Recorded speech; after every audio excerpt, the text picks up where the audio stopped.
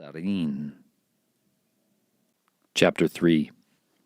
And in those days Yochanan the immerser came, proclaiming in the wilderness of Yehuda, and saying, Repent, for the reign of the heavens has come near. For this is he who was spoken of by the prophet Yeshayahu, saying, A voice of one crying in the wilderness, Prepare the way of Yahuwah, make his paths straight.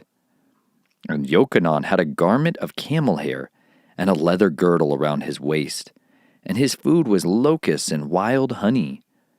Then Jerusalem and all Yehuda and all the country around the Yarden went out to him. They were immersed by him in the Yarden, confessing their sins. And seeing many of the Pharisees and Sadducees coming to his immersion, he said to them, Brood of adders, who has warned you to flee from the coming wrath? Bear therefore fruits worthy of repentance, and do not think to say to yourselves, We have Abraham as our father. For I say to you that Elohim is able to raise up children to Abraham from these stones. And the axe is already laid to the root of the trees. Every tree, then, which does not bear good fruit is cut down and thrown into the fire. I indeed immerse you in water unto repentance.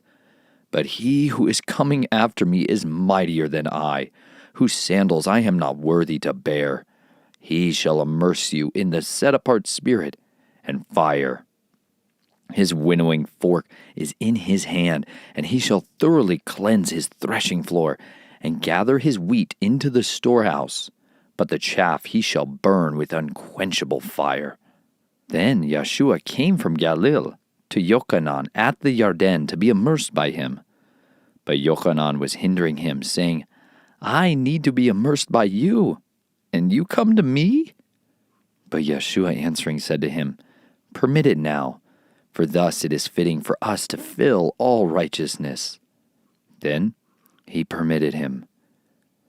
And having been immersed, Yeshua went up immediately from the water, and see the heavens were opened, and he saw the Spirit of Elohim descending like a dove and coming upon him, and see a voice out of the heaven saying, This is my Son, the Beloved, in whom I delight.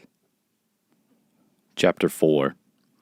Then Yeshua was led up by the Spirit into the wilderness to be tried by the devil. And after having fasted 40 days and 40 nights, he was hungry. And the trier came and said to him, If you are the Son of Elohim, command that these stones become bread. But he answering said to him, It has been written, Man shall not live by bread alone, but by every word that comes from the mouth of Yahuwah. Then the devil took him up into the set-apart city, set him on the edge of the set-apart place, and said to him, If you are the Son of Elohim, throw yourself down, for it has been written, He shall command his messengers concerning you, and in their hands they shall bear you up, so that you do not dash your foot against a stone. Yeshua said to him, It has also been written, You shall not try Yahuwah your Elohim. Again the devil took him up on a very high mountain, and showed him all the reigns of the world, and their esteem, and said to him, All these I shall give you, if you fall down and worship me. Then Yeshua said to him, Go, Satan, for it has been written, You shall worship Yahuwah your Elohim, and him alone you shall serve. Then the devil left him, and see, messengers came and attended him. And Yeshua, having heard that Yochanan had been put in prison, withdrew into Galilee. And leaving Nazareth, he came and dwelt in Capernaum, which is by the sea, in the borders of Zebulun and Naphtali, to fill what was spoken by Yeshayahu the prophet, saying, Land of Zebulun and land of Naphtali, the way of the sea beyond the Yarden, Galilee of the nations. The people who sat in darkness saw a great light. And upon those who sat in the land and shadow of death, light arose to them. From that time, Yeshua began to proclaim and to say, "Repent, for the reign of the heavens has drawn near." And Yeshua, walking by the Sea of Galilee, saw two brothers, Shimon, called Kepha, and Andre, his brother, casting a net into the sea, for they were fishermen. And he said to them, "Follow me, and I shall make you fishers of men." And immediately they left their nets and followed him. And going on from there, he saw two other brothers, Jacob, the son of Zabdi, and Yochanan, his brother, in the boat with Zabdi their father, mending their nets. And he called them. And immediately they left the boat and their father and followed him. And Yeshua went about all Galilee, teaching in their congregations and proclaiming the good news of the reign, and healing every disease and every bodily weakness among the people.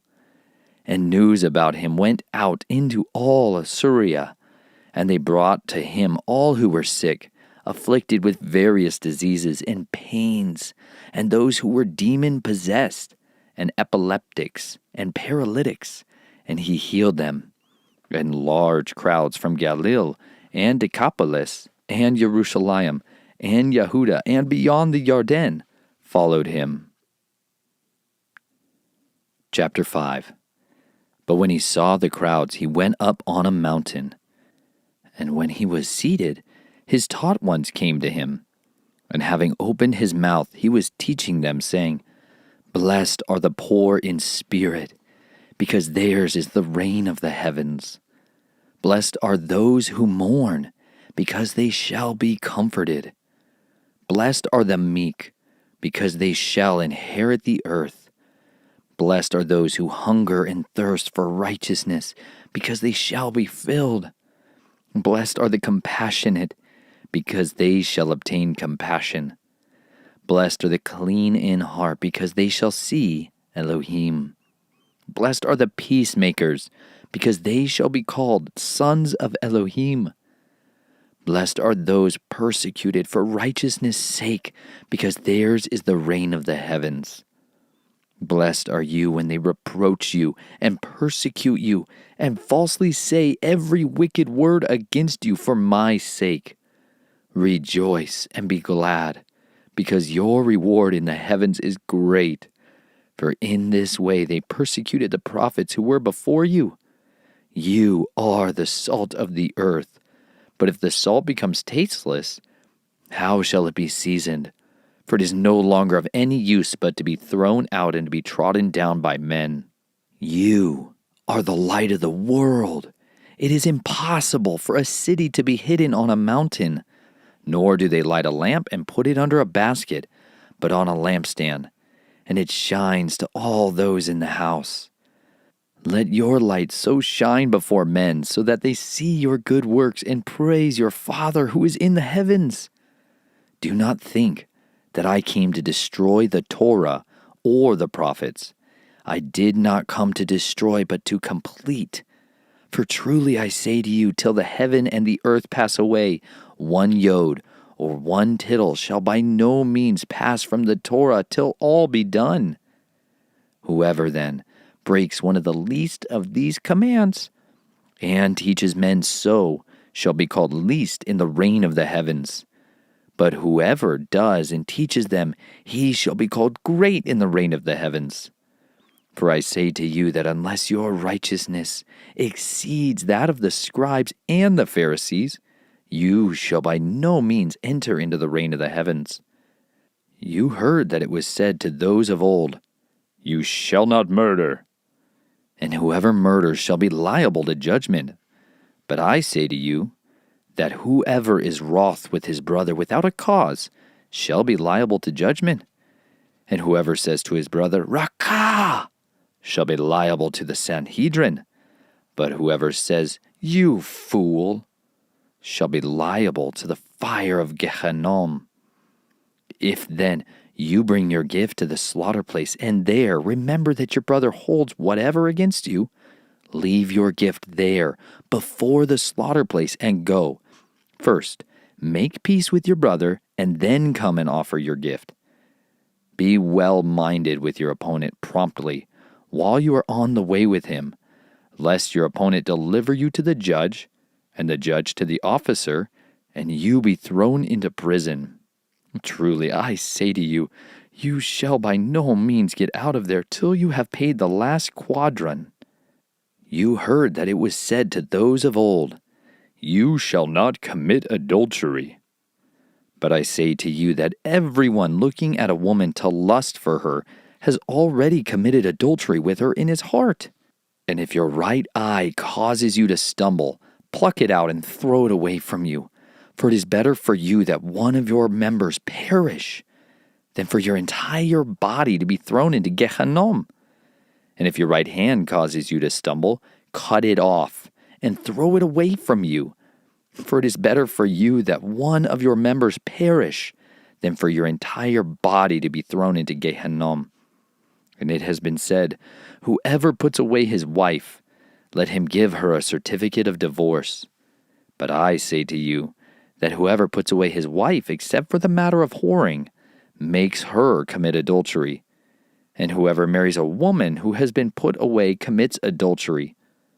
Again, you heard that it was said to those of old, you shall not swear falsely, but shall perform your oaths to Yahuwah.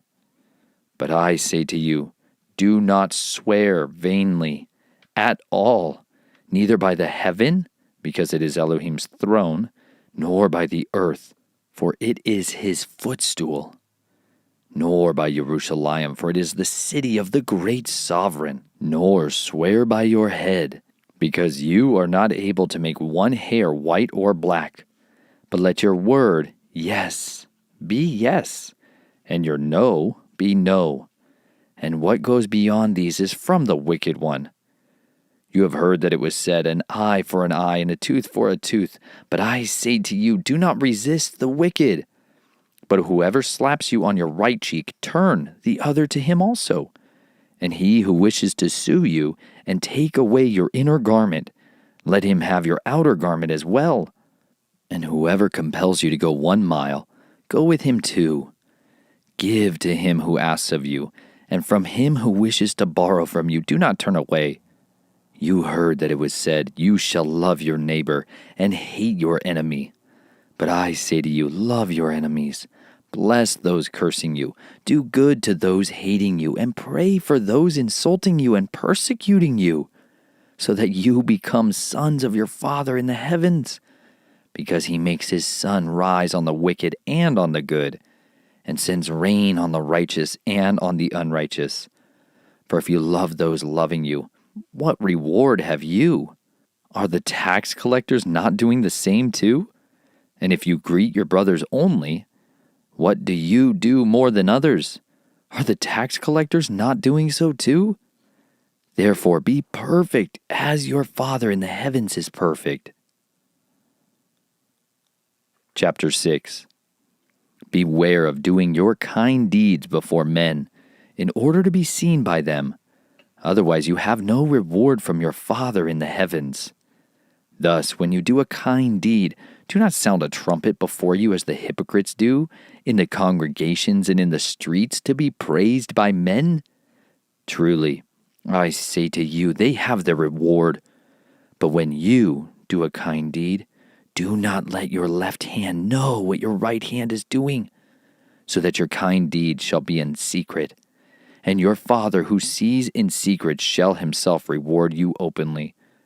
And when you pray, you shall not be like the hypocrites, for they love to pray standing in the congregation and on the corners of the streets to be seen by men. Truly I say to you, they have their reward. But you, when you pray, go into your room, and having shut the door, pray to your Father who is in the secret place, and your Father who sees in secret shall reward you openly.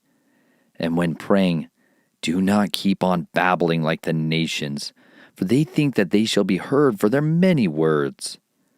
Therefore do not be like them, for your Father knows what you need before you ask him.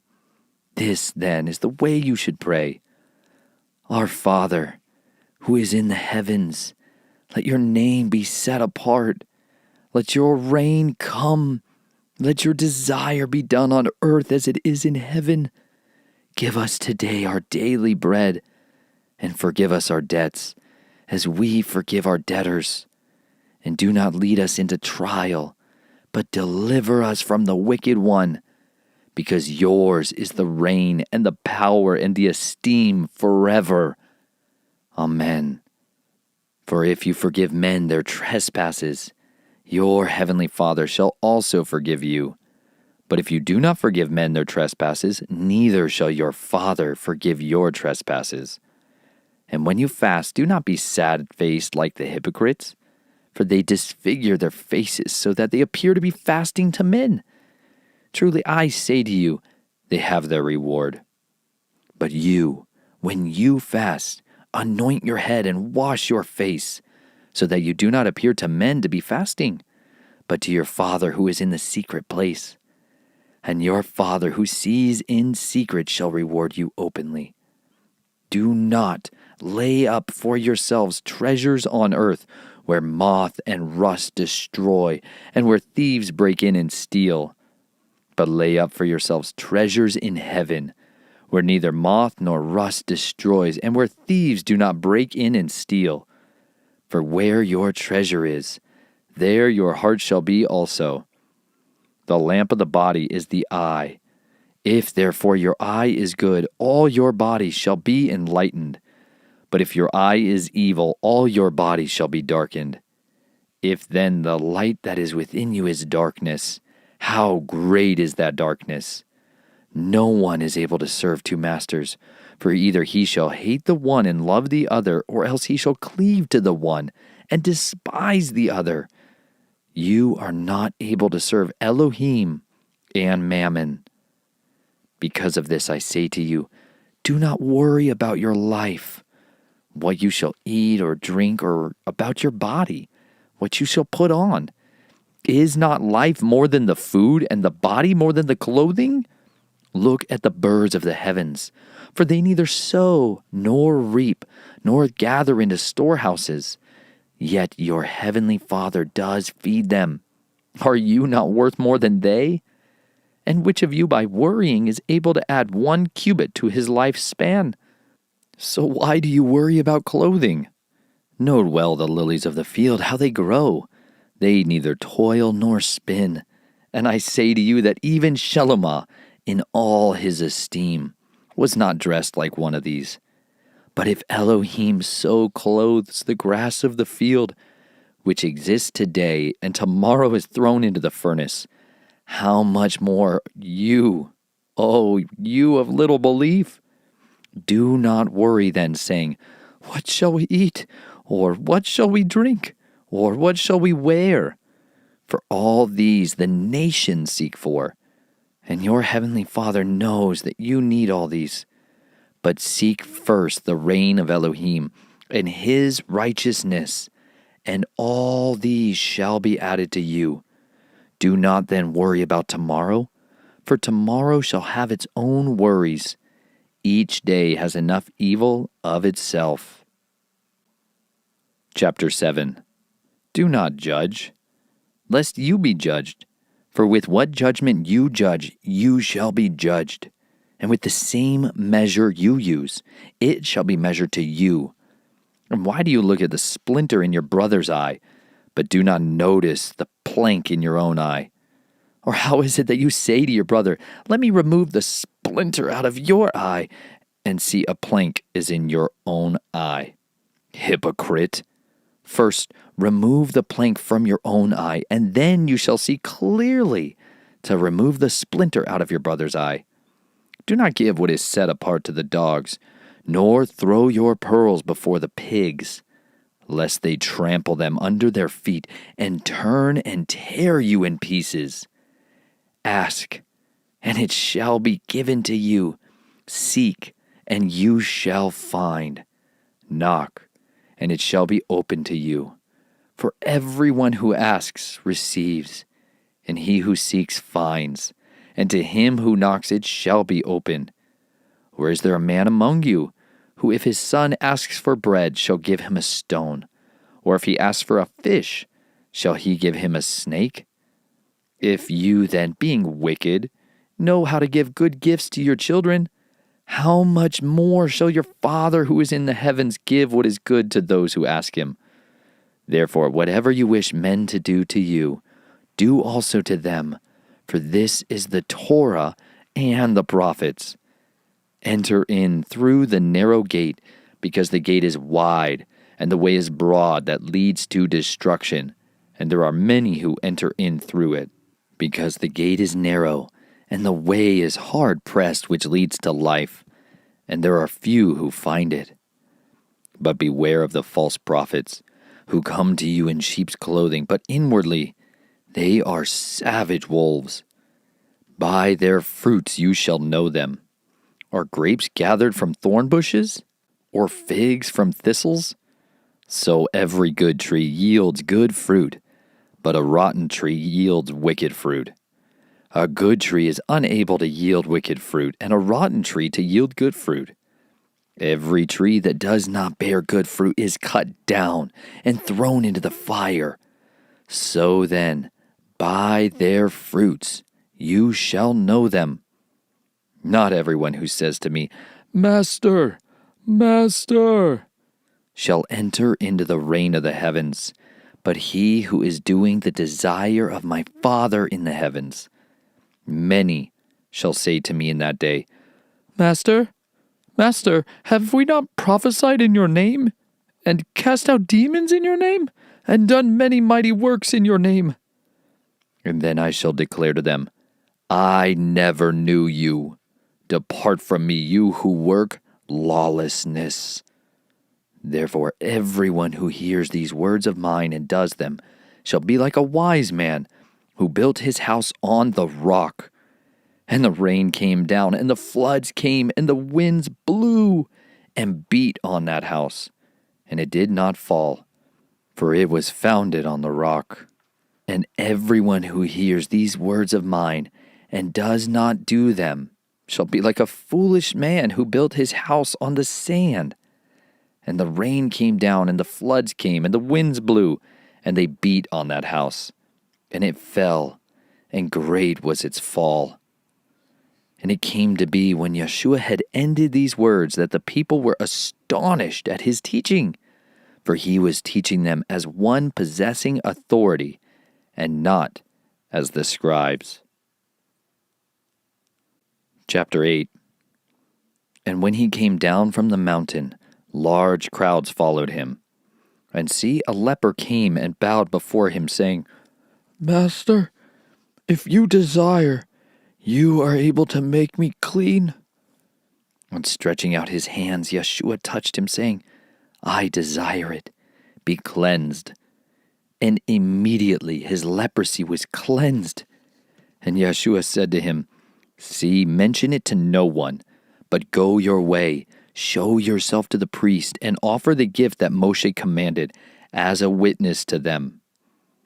And when Yeshua had entered Capernaum, a captain came to him, appealing to him, saying, Master, my servant is lying in the house, paralyzed, grievously tortured. And Yeshua said to him, I shall come and heal him. And the captain answering said, Master, I am not worthy that you should come under my roof, but only say a word, and my servant shall be healed. For I too am a man under authority, having soldiers under me. And I say to this one, Go, and he goes, and to another, Come, and he comes, and to my servant, Do this, and he does it. And when Yeshua heard, he marveled, and said to those who followed, Truly I say to you, not even in Israel have I found such great belief. And I say to you that many shall come from east and west, and sit down with Abraham and Yitzhak and Jacob in the reign of the heavens. But the sons of the reign shall be cast out into outer darkness. There shall be weeping and gnashing of teeth. And Yeshua said to the captain, Go, and as you have believed, so let it be done for you. And his servant was healed that hour. And when Yeshua had come into the house of Kepha, he saw his wife's mother lying sick with inflammation. And he touched her hand, and the inflammation left her, and she arose and served them. And when evening had come, they brought to him many who were demon-possessed. And he cast out the spirits with a word, and healed all who were sick, that it might be filled what was spoken by Yeshayahu the prophet, saying, He himself took our weaknesses and bore our sicknesses. And when Yeshua saw large crowds about him, he gave a command to go off to the other side. And a certain scribe, having come near, said to him, Teacher, I shall follow you wherever you go. And Yeshua said to him, The foxes have holes, and the birds of the heaven nests, but the Son of Adam has nowhere to lay his head. And another of his taught ones said to him, Master, first let me go and bury my father.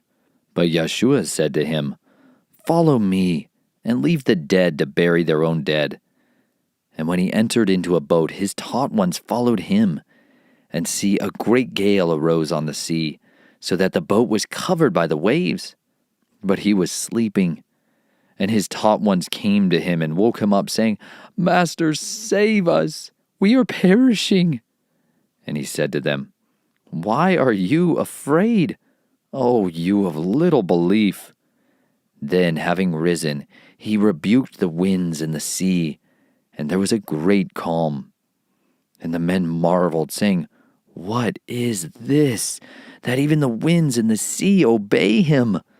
And when he came to the other side, to the country of the Girgashites, 2 demon-possessed ones met him, coming out of the tombs, very fierce, so that no one was able to pass that way. And see, they cried out, saying, What have we to do with you, Yeshua, son of Elohim? Have you come here to torture us before the appointed time? And at a distance from there was a herd of many pigs feeding. And the demons begged him, saying, If you cast us out, send us into the herd of pigs. And he said to them, Go. And they, coming out, went into the herd of pigs. And see, the entire herd of pigs rushed down the steep place into the sea, and died in the water. And the herdsmen fled, and went away into the city, and reported all this, and about those possessed by demons. And see, all the city came out to meet Yeshua, and when they saw him, they begged him to leave their borders. Chapter 9. And entering into a boat, he passed over and came to his own city. And see, they were bringing to him a paralytic lying on a bed. And Yeshua, seeing their belief, said to the paralytic, Take courage, son, your sins have been forgiven. And see, some of the scribes said to themselves, This one blasphemes. And Yeshua, knowing their thoughts, said, Why do you think wicked thoughts in your hearts? For which is easier to say, Your sins have been forgiven, or to say, Arise and walk? But in order for you to know that the Son of Adam possesses authority on earth to forgive sins.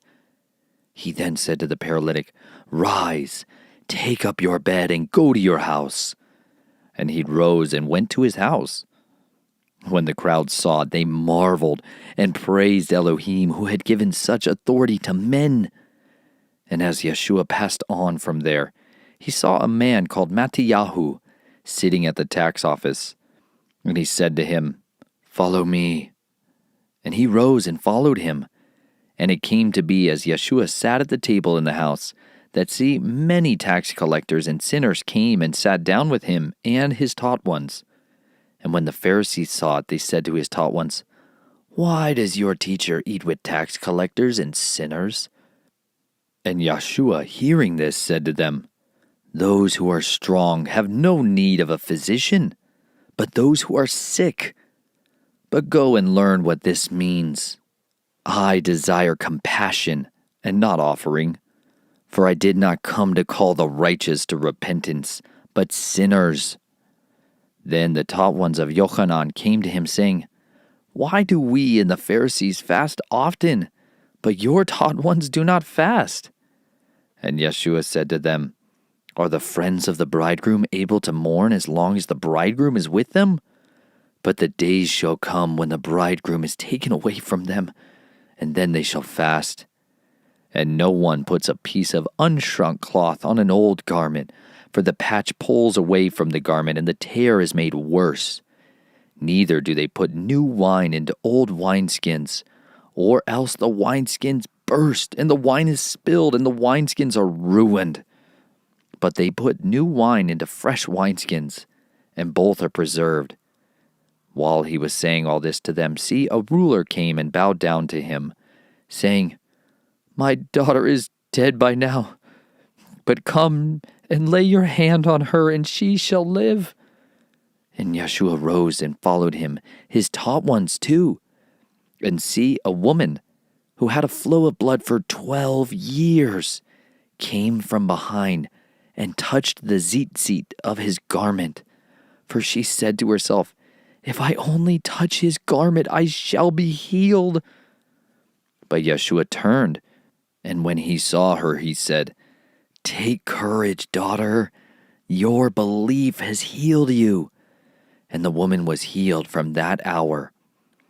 And when Yeshua came into the ruler's house and saw the flute players and the crowd making a noise, he said to them, Go back, for the girl is not dead, but sleeping. And they laughed at him. But when the crowd was put outside, he went in and took her by the hand, and the girl arose.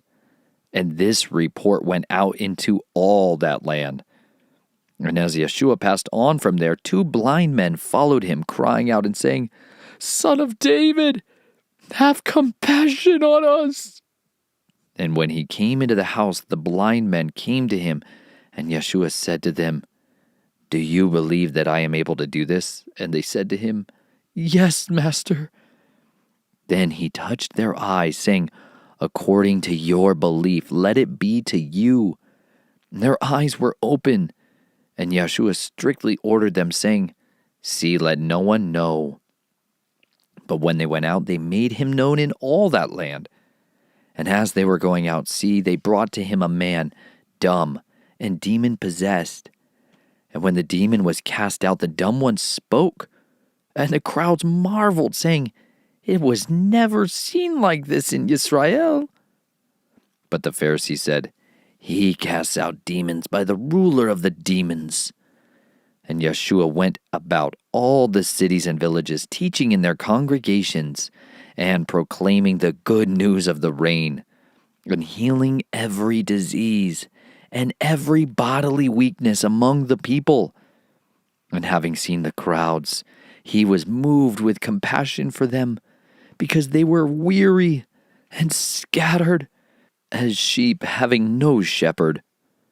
Then he said to his taught ones, The harvest truly is great, but the workers are few. Pray then that the master of the harvest would send out workers to his harvest. Chapter 10. And having called his 12 taught ones near, he gave them authority over unclean spirits to cast them out, and to heal every disease and every bodily weakness. And these are the names of the 12 emissaries. First, Shimon, who is called Kepha, and Andre his brother, Jacob the son of Zabdi, and Yochanan his brother, Philip and Bartholomew, Toma and Mattiyahu the tax collector, Jacob the son of Alphi, and Labai, whose last name was Taddai, Shimon the Canaanite, and Yehuda from Kirioth, who did also deliver him up. Yeshua sent these 12 out, having commanded them, saying, Do not go into the way of the nations, and do not enter a city of Shamaron, but rather go to the lost sheep of the house of Yisrael. And as you go, proclaim, saying, The reign of the heavens has drawn near. Heal the sick, cleanse the lepers, raise the dead, cast out demons. You have received without paying, give without being paid. Do not acquire gold or silver or copper for your money belts, or a bag for the journey, or 2 undergarments, or sandals, or staffs, for the worker is worthy of his food. And into whatever city or village you enter, ask who is worthy in it, and stay there until you leave. And as you enter into a house, greet it. And if the house is worthy, let your peace come upon it. But if it is not worthy, let your peace return to you. And whoever does not receive you, nor hear your words, when you leave that house or city, shake off the dust from your feet. Truly I say to you, it shall be more bearable for the land of Sodom and Gomorrah in the day of judgment than for that city. See, I send you out as sheep in the midst of wolves. Therefore be wise as serpents and innocent as doves. But beware of men, for they shall deliver you up to the Sanhedrins and flog you in their congregations. And you shall be brought before governors and sovereigns for my sake, as a witness to them and to the nations. But when they deliver you up, do not worry about how or what you should speak, for it shall be given to you in that hour what you shall speak. For it is not you who speak, but the Spirit of your Father speaking in you. And brother shall deliver a brother to death, and a father his child. And children shall rise up against parents, and shall put them to death. And you shall be hated by all for my name's sake. But he who shall have endured to the end shall be saved. And when they persecute you in this city, flee to another. For truly I say to you, you shall by no means have gone through the cities of Israel before the Son of Adam comes. A taught one is not above his teacher, nor a servant above his master. It is enough for the taught one to become like his teacher, and a servant like his master. If they have called the master of the house Beelzebub, how much more those of his household? Therefore do not fear them, for whatever is covered shall be revealed, and whatever is hidden shall be made known. What I say to you in the dark, speak in the light, and what you hear in the ear, proclaim on the housetops. And do not fear those who kill the body, but are unable to kill the being, but rather fear him who is able to destroy both being and body in Gehenna. Are not 2 sparrows sold for a copper coin? And not one of them falls to the ground without your Father. And even the hairs of your head are all numbered. So do not fear. You are worth more than many sparrows. Everyone, therefore, who shall confess me before men, him I shall also confess before my Father who is in the heavens. But whoever shall deny me before men, him I shall also deny before my Father who is in the heavens. Do not think that I have come to bring peace on earth. I did not come to bring peace, but a sword. For I have come to bring division. A man against his father, a daughter against her mother, and a daughter-in-law against her mother-in-law. And a man's enemies are those of his own household. He who loves father or mother more than me is not worthy of me, and he who loves son or daughter more than me is not worthy of me. And he who does not take up his stake and follow after me is not worthy of me. He who has found his life shall lose it, and he that has lost his life for my sake shall find it. He who receives you receives me, and he who receives me receives him whom sent me. He who receives a prophet in the name of a prophet shall receive a prophet's reward, and he who receives a righteous one in the name of a righteous one shall receive a righteous one's reward. And whoever gives one of these little ones a cup of cold water only in the name of a taught one, truly I say to you, he shall by no means lose his reward. Chapter 11. And it came to be when Yeshua ended instructing his 12 taught ones, that he set out from there to teach and to proclaim in their cities. And when Yochanan had heard in the prison of the works of Messiah, he sent 2 of his taught ones and said to him, Are you the coming one, or do we look for another?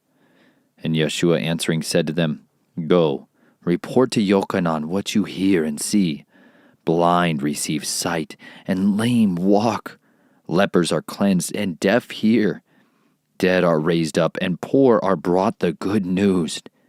and blessed is he who does not stumble in me." And as these were going, Yeshua began to say to the crowds concerning Yochanan, "What did you go out into the wilderness to see? A reed shaken by the wind? But what did you go out to see? A man dressed in soft garments? Look, those wearing soft garments are in the houses of sovereigns. But what did you go out to see? A prophet? Yes, I say to you, more than a prophet. For this is he of whom it was written, 'See, I am sending my messenger before your face, who shall prepare your way before you.' Truly I say to you, among those born of women, there has not risen one greater than Yochanan the Immerser. Yet the least one in the reign of the heavens is greater than he. And from the days of Yochanan the Immerser till now, the reign of the heavens is violated. The violent seize it. For all the prophets in the Torah prophesied till Yochanan. And if you wish to accept it, he is Eliyahu, who was about to come. He who has ears, let him hear. And to what shall I compare this generation? It is like children sitting in the marketplaces and calling to their companions and saying, 'We played the flute for you, and you did not dance. We lamented to you, and you did not beat the breast.' For Yochanan came neither eating nor drinking, and they say, 'He has a demon.' The son of Adam came eating and drinking, and they say, 'See, a man glutton and a wine drinker, a friend of tax collectors and sinners.' And wisdom was declared right by her works. Then he began to reproach the cities in which most of his miracles had been done, because they did not repent. 'Woe to you, Chorazin! Woe to you, Bethsaida! Because if the miracles which were done in you had been done in Zor and Zidon, they would have repented long ago in sackcloth and ashes. But I say to you, it shall be more bearable for Zor and Zidon in the day of judgment than for you. And you, Capernaum, who were exalted to the heavens, shall be brought down to Sheol. Because if the miracles which were done in you had been done in Sodom, it would have remained until this day. But I say to you that it shall be more bearable for the land of Sodom in the day of judgment than for you." At that time, Yeshua responding said, "I thank you, Father, Master of the heavens and earth, because you have hidden these matters from clever and learned ones, and have revealed them to babes. Yes, Father, because so it was well-pleasing in your sight. All have been handed over to me by my Father, and no one knows the Son except the Father, nor does anyone know the Father except the Son, and he to whom the Son wishes to reveal him. Come to me, all you who labor and are burdened, and I shall give you rest. Take my yoke upon you and learn from me, for I am meek and humble in heart, and you shall find rest for your beings. For my yoke is gentle, and my burden is light." Chapter 12. At that time Yeshua went through the grain fields on the Sabbath, and his taught ones were hungry, and began to pluck heads of grain to eat. And when the Pharisees saw it, they said to him, "Look, your taught ones are doing what is not right to do on the Sabbath." But he said to them, "Have you not read what David did when he was hungry, he and those who were with him? How he went into the house of Elohim and ate the showbread, which was not right for him to eat, for those who were with him, but only for the priests? Or did you not read in the Torah that on the Sabbath the priests profane the Sabbath and are blameless?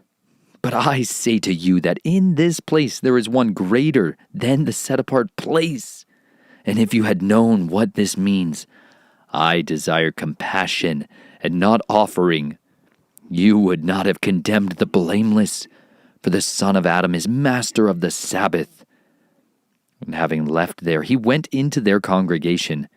And see, there was a man having a withered hand. And they asked him, saying, "Is it right to heal on the Sabbath?" so as to accuse him. And he said to them, "What man is there among you who has one sheep, and if it falls into a pit on the Sabbath, shall not take hold of it and lift it out? How much more worth is a man than a sheep? So it is right to do good on the Sabbath." Then he said to the man, "Stretch out your hand." And he stretched it out, and it was restored, as healthy as the other. But the Pharisees went out and took counsel against him, so as to destroy him. But Yeshua, knowing it, withdrew from there, and large crowds followed him, and he healed them all, and warned them not to make him known, in order that what was spoken by Yeshayahu the prophet might be filled. "See, my servant, whom I have chosen, my beloved in whom my being did delight. I shall put my spirit upon him, and he shall declare right ruling to the nations. He shall not strive nor cry out, nor shall anyone hear his voice in the streets. A crushed reed he shall not break, and smoking flax he shall not quench, till he brings forth right ruling to overcome, and the nations shall trust in his name." Then they brought to him one who was demon-possessed, blind and dumb, and he healed him, so that the blind and dumb man both spoke and saw. And all the crowds were amazed and said, "Is this the son of David?" But when the Pharisees heard it, they said, "This one does not cast out demons except by Beelzebub, the ruler of demons." And Yeshua knew their thoughts and said to them, "Every reign divided against itself is laid waste, and every city or house divided against itself shall not stand. And if Satan casts out Satan, he is divided against himself. How then does this reign stand? And if I, by Beelzebul, do cast out demons, by whom do your sons cast them out? Because of this they shall be your judges. But if I cast out demons by the Spirit of Elohim, then the reign of Elohim has come upon you. Or how is one able to enter a strong man's house and plunder his goods, unless he first binds the strong man, and then he shall plunder his house? He who is not with me is against me, and he who does not gather with me scatters abroad. Because of this I say to you, all sin and blasphemy shall be forgiven men, but the blasphemy against the Spirit shall not be forgiven men. And whoever speaks a word against the Son of Adam, it shall be forgiven him. But whoever speaks against the set-apart Spirit, it shall not be forgiven him, either in this age or in the age to come. Either make the tree good and its fruit good, or else make the tree rotten and its fruit rotten. For a tree is known by its fruit. Brood of adders, how are you able to speak what is good, being wicked? For the mouth speaks from the overflow of the heart. The good man brings forth what is good from the good treasures of his heart, and the wicked man brings forth what is wicked from the wicked treasure. And I say to you that for every idle word men speak, they shall give an account of it on the day of judgment. For by your words you shall be declared righteous, and by your words you shall be declared unrighteous. Then some of the scribes and Pharisees answered, saying, Teacher, we wish to see a sign from you. But he answering said to them, A wicked and adulterous generation seeks after a sign, and no sign shall be given it, except the sign of the prophet Jonah. For as Jonah was 3 days and 3 nights in the stomach of the great fish, so shall the Son of Adam be 3 days and 3 nights in the heart of the earth. Men of Nineveh shall stand up in the judgment with this generation and condemn it, because they repented at the preaching of Jonah. Look, a greater than Jonah is here. The sovereignness of the south shall rise up in the judgment with this generation, and shall condemn it. For she came from the ends of the earth to hear the wisdom of Shelemah. And look, a greater than Shelemah is here. Now, when the unclean spirit goes out of a man, he goes through dry places, seeking rest, and finds none. Then it says, I shall return to my house from which I came. And when it comes, it finds it empty, swept, and decorated. Then it goes and takes with it 7 other spirits more wicked than itself, and they enter and dwell there, and the last of that man is worse than the first. So it shall also be with this wicked generation." And while he was still talking to the crowd, see, his mother and brothers stood outside, seeking to speak with him. And one said to him, "See, your mother and brothers are outside, seeking to speak with you." But he answering said to the one who spoke to him, "Who is my mother? And who are my brothers?" And having stretched out his hand towards his taught ones, he said to them, "See, my mother and my brothers. For whoever does the desire of my Father who is in the heavens is my brother and sister and mother." Chapter 13. And on that day Yeshua went out of the house and sat by the sea. And large crowds were gathered together to him, so that he went into a boat and sat down. And all the crowd stood on the beach. And he spoke to them much in parables, saying, "See, the sower went out to sow. And as he sowed, some indeed fell by the wayside, and the birds came and devoured them. And others fell on rocky places, where they did not have much soil, and immediately they sprang up, because they had no depth of soil.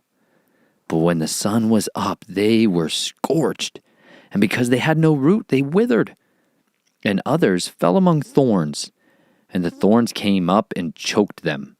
And others fell on good soil, and yielded a crop, some 100-fold, some 60, some 30. He who has ears to hear, let him hear." And the taught ones came and said to him, "Why do you speak to them in parables?" And he answering said to them, "Because it has been given to you to know the secrets of the reign of the heavens, but to them it has not been given. For whoever possesses, to him more shall be given, and he shall have overflowingly. But whoever does not possess, even what he possesses shall be taken away from him. Because of this I speak to them in parables, because seeing they do not see, and hearing they do not hear, nor do they understand. And in them the prophecy of Yeshayahu is completely filled, which says, 'Hearing you shall hear, and by no means understand, and seeing you shall see, and by no means perceive.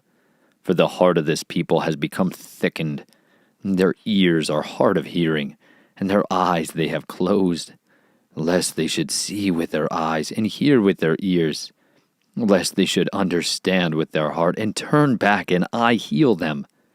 And blessed are your eyes, because they see, and your ears, because they hear.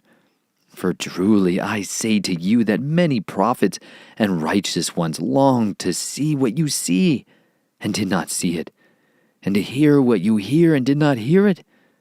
You then hear the parable of the sower. When anyone hears the word of the reign, and does not understand it, then the wicked one comes and snatches away what was sown in his heart. This is that sown by the wayside. And that sown on rocky places, this is he who hears the word and immediately receives it with joy. Yet he has no root in himself, but is short-lived.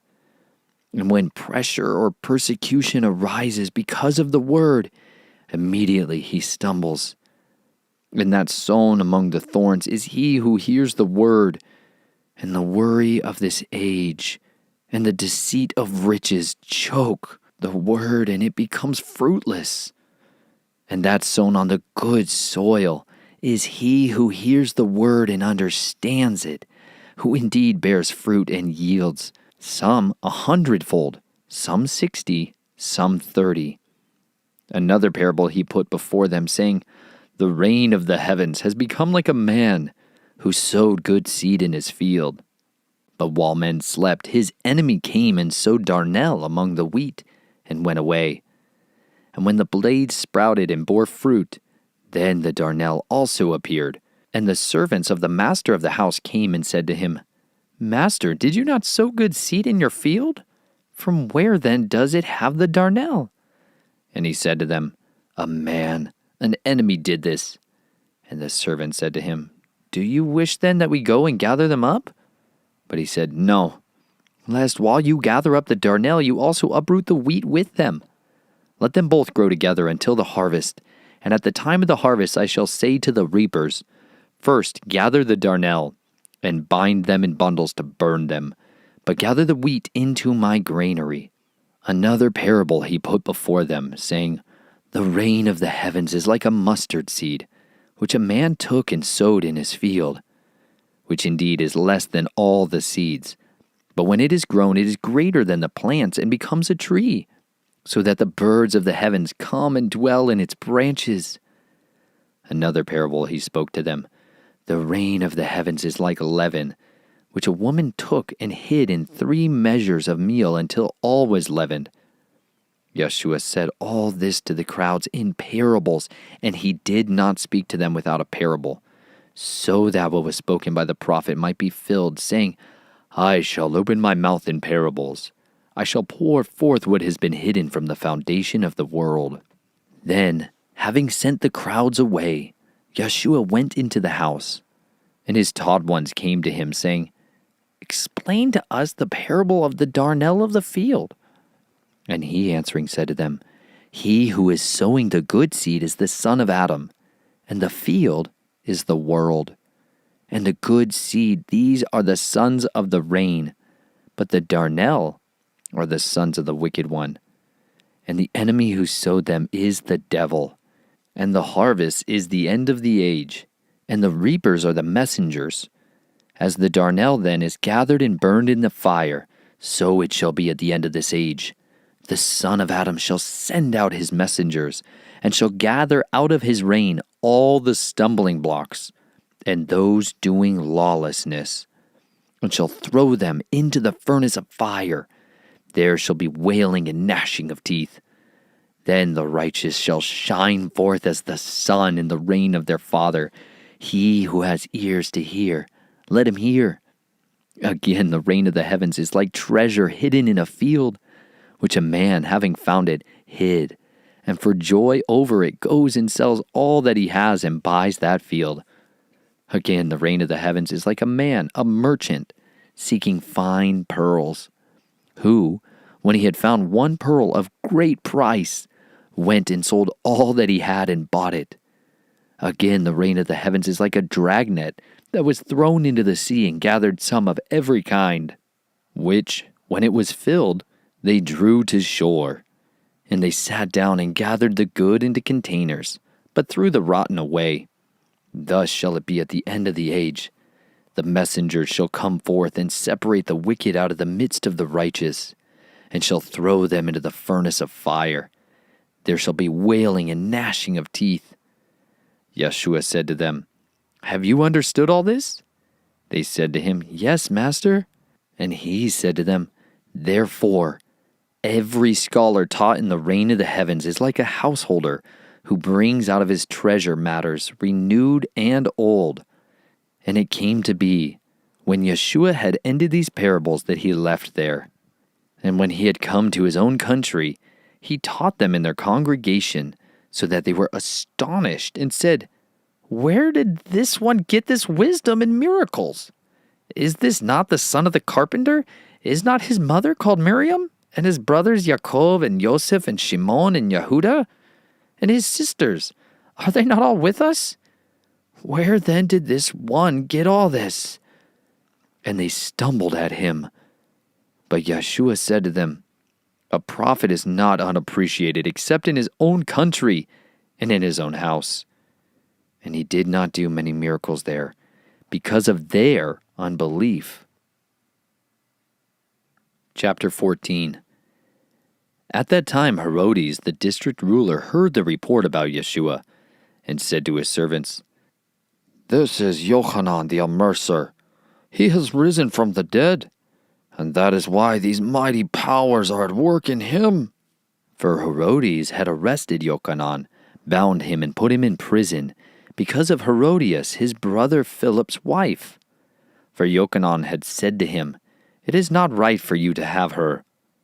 And wishing to kill him, he feared the crowd because they held him as a prophet.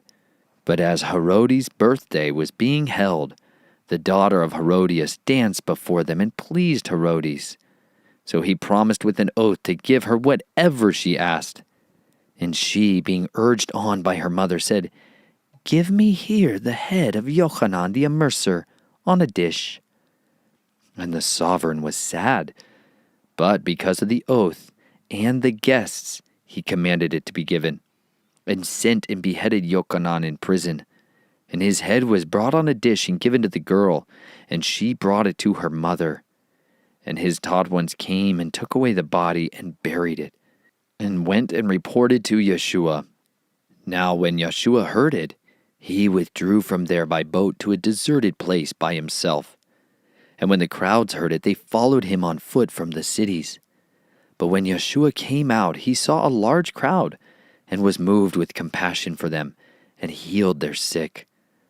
And when evening came, his taught ones came to him, saying, "This is a deserted place, and the hour is already late. Dismiss the crowd so that they might go into the villages and buy food for themselves." But Yeshua said to them, "They do not need to go away. Give them to eat yourselves."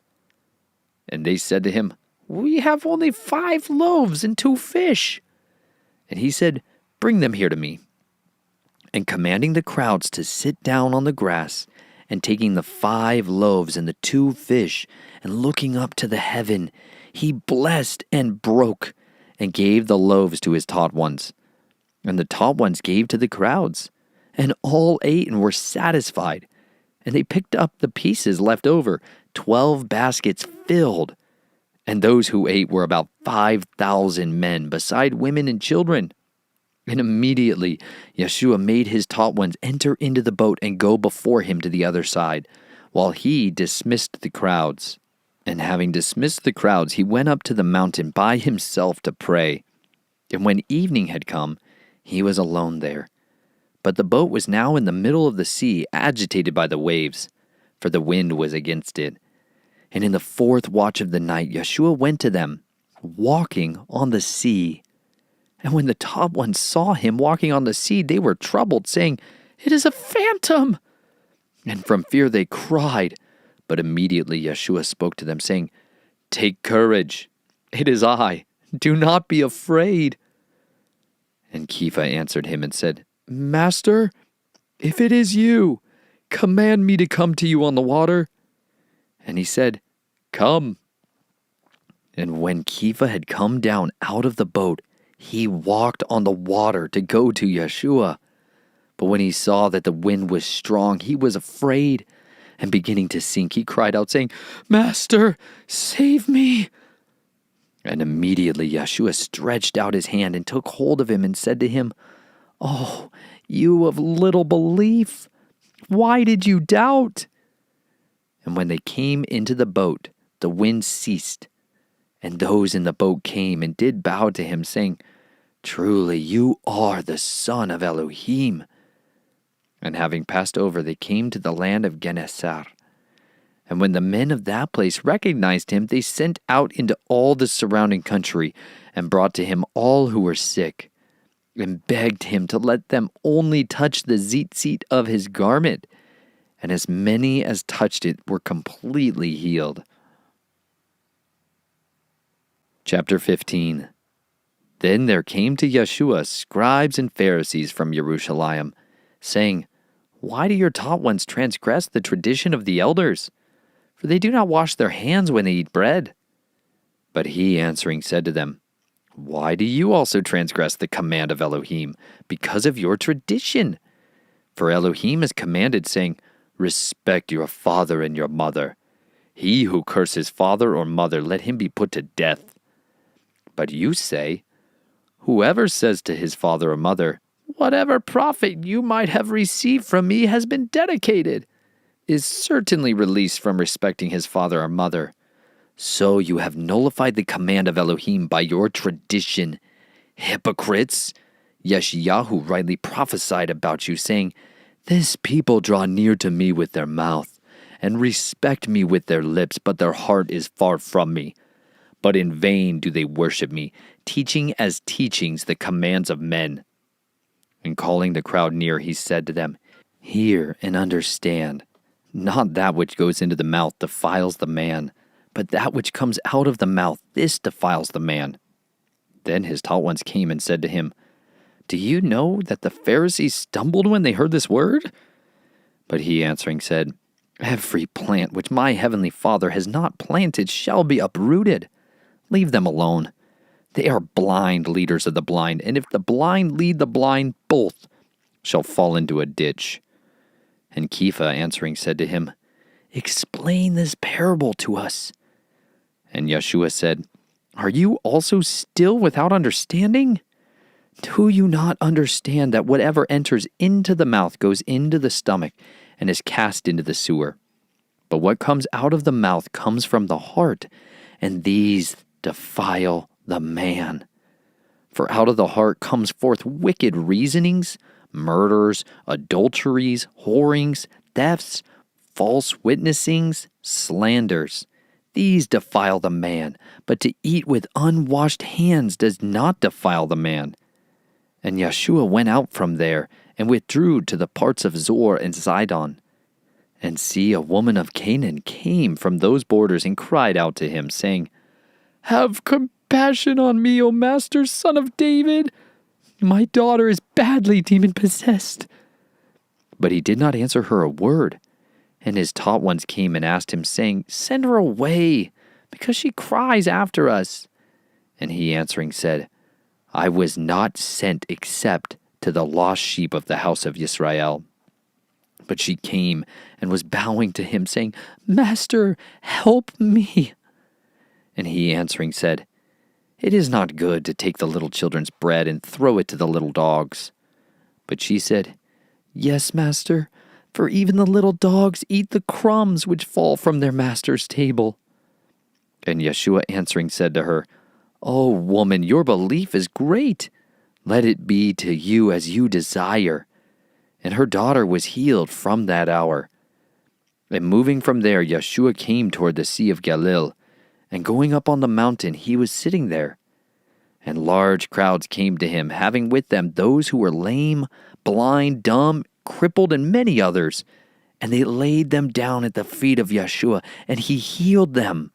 So that the crowd marveled when they saw the dumb speaking, the crippled well, the lame walking, and the blind seeing. And they praised the Elohim of Israel. And Yeshua, having called his taught ones near, said, "I have compassion on the crowd, because they have now continued with me 3 days, and do not have whatever to eat. And I do not wish to send them away hungry, lest they faint on the way." And his taught ones said to him, "Where are we to get enough bread in the desert to feed such a large crowd?" And Yeshua said to them, "How many loaves do you have?" And they said, 7, and a few little fish. And he commanded the crowd to sit down on the ground. And taking the 7 loaves and the fish, giving thanks, he broke them and gave to his taught ones, and the taught ones to the crowd. And all ate and were satisfied, and they picked up what was left over of the broken pieces, 7 large baskets filled. And those who ate were 4,000 men, besides women and children.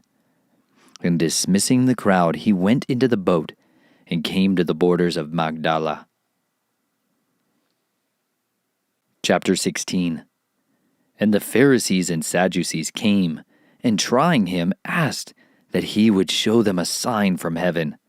And he answering said to them, "When it is evening, you say, 'Fair weather, for the heaven is red.' And in the morning, 'Stormy weather, today, for the heaven is red and overcast.' You know how to discern the face of the heaven, but you are unable to discern the signs of the times. A wicked and adulterous generation seeks after a sign, and no sign shall be given to it except the sign of the prophet Jonah." And he left them and went away. And his taught ones came to the other side and had forgotten to take bread. And Yeshua said to them, "Mind, and beware of the leaven of the Pharisees and the Sadducees." And they reasoned among themselves, saying, "Because we brought no bread?" But Yeshua, aware of this, said to them, "Oh, you of little belief! Why do you reason among yourselves because you brought no bread? Do you still not understand, neither remember the 5 loaves of the 5,000, and how many baskets you picked up? Or the 7 loaves of the 4,000, and how many large baskets you picked up? How is it that you do not understand that I did not speak to you concerning bread, but to beware of the leaven of the Pharisees and Sadducees? Then they understood that he did not say to beware of the leaven of bread, but of the teaching of the Pharisees and the Sadducees. Now, when Yeshua came into the parts of Caesarea Philippi, he asked his taught ones, saying, Who do men say that the son of Adam is? And they said, Some say Yochanan the Immerser, others say Eliyahu, and others Yirmiyahu, or one of the prophets. He said to them, And you, who do you say that I am? And Shimon Kiva answering said, You are the Messiah, the Son of the living Elohim. And Yeshua answering said to him, Blessed are you, Shimon Bar Yonah, for flesh and blood has not revealed this to you, but my Father in the heavens. And I also say to you that you are Kepha, and on this rock I shall build my assembly, and the gates of Sheol shall not overcome it. And I shall give you the keys of the reign of the heavens, and whatever you bind on earth shall be having been bound in the heavens, and whatever you loosen on earth shall be having been loosened in the heavens. Then he warned his taught ones that they should say to no one that he is Yeshua the Messiah. From that time, Yeshua began to show his taught ones that it was necessary for him to go to Jerusalem and to suffer much from the elders and the chief priests and scribes, and be killed, and to be raised again the 3rd day. And Kepha took him aside and began to rebuke him, saying, Be kind to yourself, master. This shall not be to you. But he turned and said to Kepha, Get behind me, Satan. You are a stumbling block to me, for your thoughts are not those of Elohim, but those of men. Then Yeshua said to his taught ones, If anyone wishes to come after me, let him deny himself, and take up his stake and follow me. For whoever wishes to save his life shall lose it, and whoever loses his life for my sake shall find it. For what is a man profited if he gains all the world and loses his own life? Or what shall a man give in exchange for his life? For the Son of Adam is going in the esteem of his Father with his messengers. And then he shall reward each according to his works. Truly I say to you, there are some standing here who shall not taste death at all until they see the Son of Adam coming in his reign. Chapter 17. And after 6 days Yeshua took Kepha and Yaakov and Yochanan his brother, and brought them up on a high mountain by themselves. And he was transformed before them, and his face shone like the sun, and his garments became as white as the light. And see, Moshe and Eliyahu appeared to them, talking with him. And Kepha answering said to Yeshua, Master, it is good for us to be here. If you wish, let us make here 3 booths, one for you, one for Moshe, and one for Eliyahu. While he was still speaking, see, a bright cloud overshadowed them. And see, a voice came out of the cloud saying, This is my Son, the beloved in whom I did delight. Hear him. And when the taught ones heard, they fell on their faces and were much afraid. But Yeshua came near and touched them and said, Rise, and do not be afraid. And having lifted up their eyes, they saw no one, but Yeshua only. And as they were coming down from the mountain, Yeshua commanded them, saying, Do not mention the vision to anyone until the Son of Adam is raised from the dead. And his taught ones asked him, saying, Why then do the scribes say that Eliyahu has to come first? And Yeshua answering said to them, Eliyahu is indeed coming first, and shall restore all. But I say to you that Eliyahu has already come, and they did not recognize him, but did to him whatever they wished. In this way the Son of Adam is also about to suffer by them. Then the taught ones understood that he had spoken to them about Yochanan the immerser. And when they came to the crowd, a man came up to him, kneeling down to him and saying, "Master, have compassion on my son, for he is an epileptic and suffers badly. For he often falls into the fire and often into the water. And I brought him to your taught ones, but they were unable to heal him." And Yeshua answering said, "O generation unbelieving and perverted, how long shall I be with you? How long shall I put up with you? Bring him here to me." And Yeshua rebuked the demon, and he came out of him, and the child was healed from that hour. Then the taught ones came to Yeshua by himself and said, "Why were we unable to cast him out?" And Yeshua said to them, "Because of your unbelief. For truly I say to you, if you have belief as a mustard seed, you shall say to this mountain, 'Move from here to there,' and it shall move, and no matter shall be impossible for you.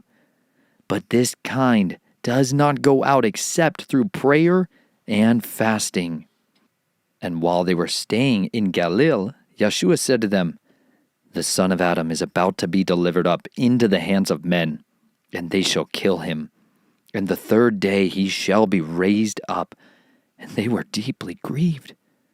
And when they came into Capernaum, those who received the double drachma came to Kepha and said, "Does your teacher not pay the double drachma?" And he said, "Yes."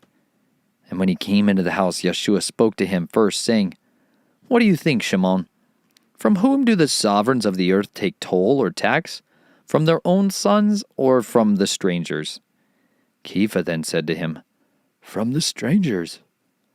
Yeshua said to him, "Then the sons are exempt. But, lest we cause them to stumble, go to the sea, cast in a hook, and take the fish that comes up first. And when you've opened its mouth, you shall find a stater. Take that and give it to them for me and you." Chapter 18. At that time the taught ones came to Yeshua, saying, "Who then is the greatest in the reign of the heavens?" And Yeshua called a little child to him and set him in their midst, and said, "Truly I say to you, unless you turn and become as little children, you shall by no means enter into the reign of the heavens. Whoever then humbles himself as this little child is the greatest in the reign of the heavens. And whoever receives one little child like this in my name receives me. But whoever causes one of these little ones who believe in me to stumble, it is better for him that a millstone be hung around his neck, and that he be drowned in the depth of the sea. Woe to the world because of stumbling blocks, for it is necessary that stumbling blocks come, but woe to that man by whom the stumbling block comes. And if your hand or foot causes you to stumble, cut it off and throw it away from you. It is better for you to enter into life lame or crippled, rather than having 2 hands or 2 feet to be thrown into the everlasting fire. And if your eye causes you to stumble, pluck it out and throw it away from you. It is better for you to enter into life with 1 eye, rather than having 2 eyes to be thrown into the fire of Gehinnom. See that you do not despise one of these little ones, for I say to you that in the heavens their messengers always see the face of my Father who is in the heavens. For the Son of Adam has come to save what was lost. What do you think? If a man has 100 sheep and one of them goes astray, would he not leave the 99 on the mountains, going to seek the one that is straying? And if he should find it, truly I say to you, he rejoices more over that sheep than over the 99 that did not go astray. Thus it is not the desire of your Father who is in the heavens that one of these little ones should be lost. And if your brother sins against you, go and convict him between you and him alone. If he hears you, you have gained your brother. But if he does not hear, take with you 1 or 2 more, that by the mouth of 2 or 3 witnesses every word might be established. And if he refuses to hear them, say it to the assembly. Let him be to you like the nations and a tax collector. Truly I say to you, whatever you bind on earth shall be having been bound in heaven, and whatever you loosen on earth shall be having been loosened in heaven. Again I say to you that if 2 of you agree on earth concerning any matter that they ask, it shall be done for them by my Father in the heavens. For where 2 or 3 are gathered together in my name, there I am in their midst. Then Kepha came to him and said, Master, how often shall my brother sin against me, and I forgive him? Up to 7 times? And Yeshua said to him, I do not say to you up to 7 times, but up to 70 times 7. Because of this, the reign of the heavens is like a certain man, a sovereign who wished to settle accounts with his servants. And when he had begun to settle, one was brought to him who owed him 10,000 talents. But as he was unable to pay, his master commanded that he be sold, with his wife and children, and all that he had, and payment to be made. Then the servant fell down before him, saying, Master, have patience with me, and I shall pay you all. And the master of that servant was moved with compassion, released him, and forgave him the debt. And that servant went out and found one of his fellow servants who owed him 100 denarii. And he laid hands on him and took him by the throat, saying, Pay me what you owe. Then his fellow servant fell down at his feet and begged him, saying, Have patience with me, and I shall pay you all. But he would not, and went and threw him into the prison till he should pay the debt. And when his fellow servants saw what had been done, they were deeply grieved and came and reported it to their master, all that had taken place. Then his master called him and said to him, Wicked servant, I forgave you all that debt, seeing you begged me. Should you not also have had compassion on your fellow servant, as I also had compassion on you? And his master was wroth, and delivered him to the torturers, until he should pay all that was due to him. So also my heavenly Father shall do to you, if each of you, from his heart, does not forgive his brother his trespasses. Chapter 19. And it came to be when Yeshua had ended these words that he left Galilee and came to the borders of Yehuda beyond the Yarden. And large crowds followed him, and he healed them there.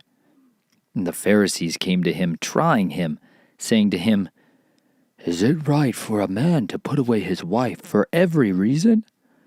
And he, answering, said to them, Did you not read that he who made them at the beginning made them male and female, and said, For this cause a man shall cleave his father and mother, and cleave to his wife, and the 2 shall become one flesh, so that they are no longer 2 but one flesh. Therefore what Elohim has joined together, let man not separate. They said to him, Why then did Moshe command to give a certificate of divorce, and to put her away? He said to them, Because of the hardness of your hearts, Moshe allowed you to put away your wives, but from the beginning it was not so. And I say to you, whoever puts away his wife, except on the ground of whoring, and marries another, commits adultery. And whoever marries her who has been put away, commits adultery. His taught one said to him, If such is the case of the man with his wife, it is not good to marry. And he said to them, Not all receive this word, but only those to whom it has been given. For there are eunuchs who were so born from their mother's womb, and there are eunuchs who were made eunuchs by men, and there are eunuchs who have made themselves eunuchs for the sake of the reign of the heavens. He who is able to receive it, let him receive it. Then young children were brought to him to lay his hands on them and pray, and the taught ones rebuked them. But Yeshua said, Allow the young children, and do not stop them from coming to me, for of such is the reign of the heavens. And having laid hands on them, he went from there. And see, one came and said to him, Good teacher, what shall I do to have everlasting life? And he said to him, Why do you call me good? No one is good except one, Elohim. But If you wish to enter into life, guard the commands." He said to him, "Which?" And Yeshua said, "You shall not murder. You shall not commit adultery. You shall not steal. You shall not bear false witness. Respect your father and your mother. You shall love your neighbor as yourself." The young man said to him, "All these I have watched over from my youth. What do I still lack?" Yeshua said to him, "If you wish to be perfect, go, sell what you have and give to the poor, and you shall have treasure in heaven. And come, follow me." And when the young man heard the word, he went away sad, because he had many possessions. And Yeshua said to his taught ones, "Truly I say to you that it is hard for a rich man to enter into the reign of the heavens. And again I say to you, it is easier for a camel to go through the eye of a needle than for a rich man to enter into the reign of Elohim." And when his taught ones heard it, they were astonished, saying, "Who then is able to be saved?" And looking intently, Yeshua said to them, "With men this is impossible, but with Elohim all is possible." Then Kepha answering said to him, "See, we have left all and followed you. What then shall we have?" And Yeshua said to them, "Truly I say to you, when the Son of Adam sits on the throne of his esteem, you who have followed me in the rebirth shall also sit on 12 thrones, judging the 12 tribes of Israel. And everyone who has left houses or brothers or sisters or father or mother or wife or children or lands for my name's sake shall receive 100-fold and shall inherit everlasting life. But many who are first shall be last, and the last first." Chapter 20. For the reign of the heavens is like a householder who went out early in the morning to hire workers for his vineyard. And when he had agreed with the workers for a denarius a day, he sent them into his vineyard. And he went out about the 3rd hour and saw others standing idle in the marketplace, and said to them, "You too, go into the vineyard, and whatever is right I shall give you." And they went. Having gone out again about the 6th and the 9th hour, he did likewise. And about the 11th hour, having gone out, he found others standing idle, and said to them, "Why do you stand here idle all day?" They said to him, "Because no one hired us." He said to them, "You too go into the vineyard, and whatever is right you shall receive." And when evening came, the master of the vineyard said to his manager, "Call the workers, and pay them their wages, beginning with the last to the first." And when those came who were hired about the 11th hour, they each received a denarius. And when the first came, they thought they would receive more. But they too received each a silver piece. And when they received it, they grumbled against the householder, saying, "These last have worked only 1 hour, and you made them equal to us who have borne the burden and the heat of the day." But he answering said to one of them, "Friend, I do you no wrong. Did you not agree with me for a denarius? Take yours and go. But I wish to give to this last man, as also to you. Is it not right for me to do what I wish with my own? Or is your eye evil because I am good? Thus the last shall be first, and the first last. For many are called, but few chosen."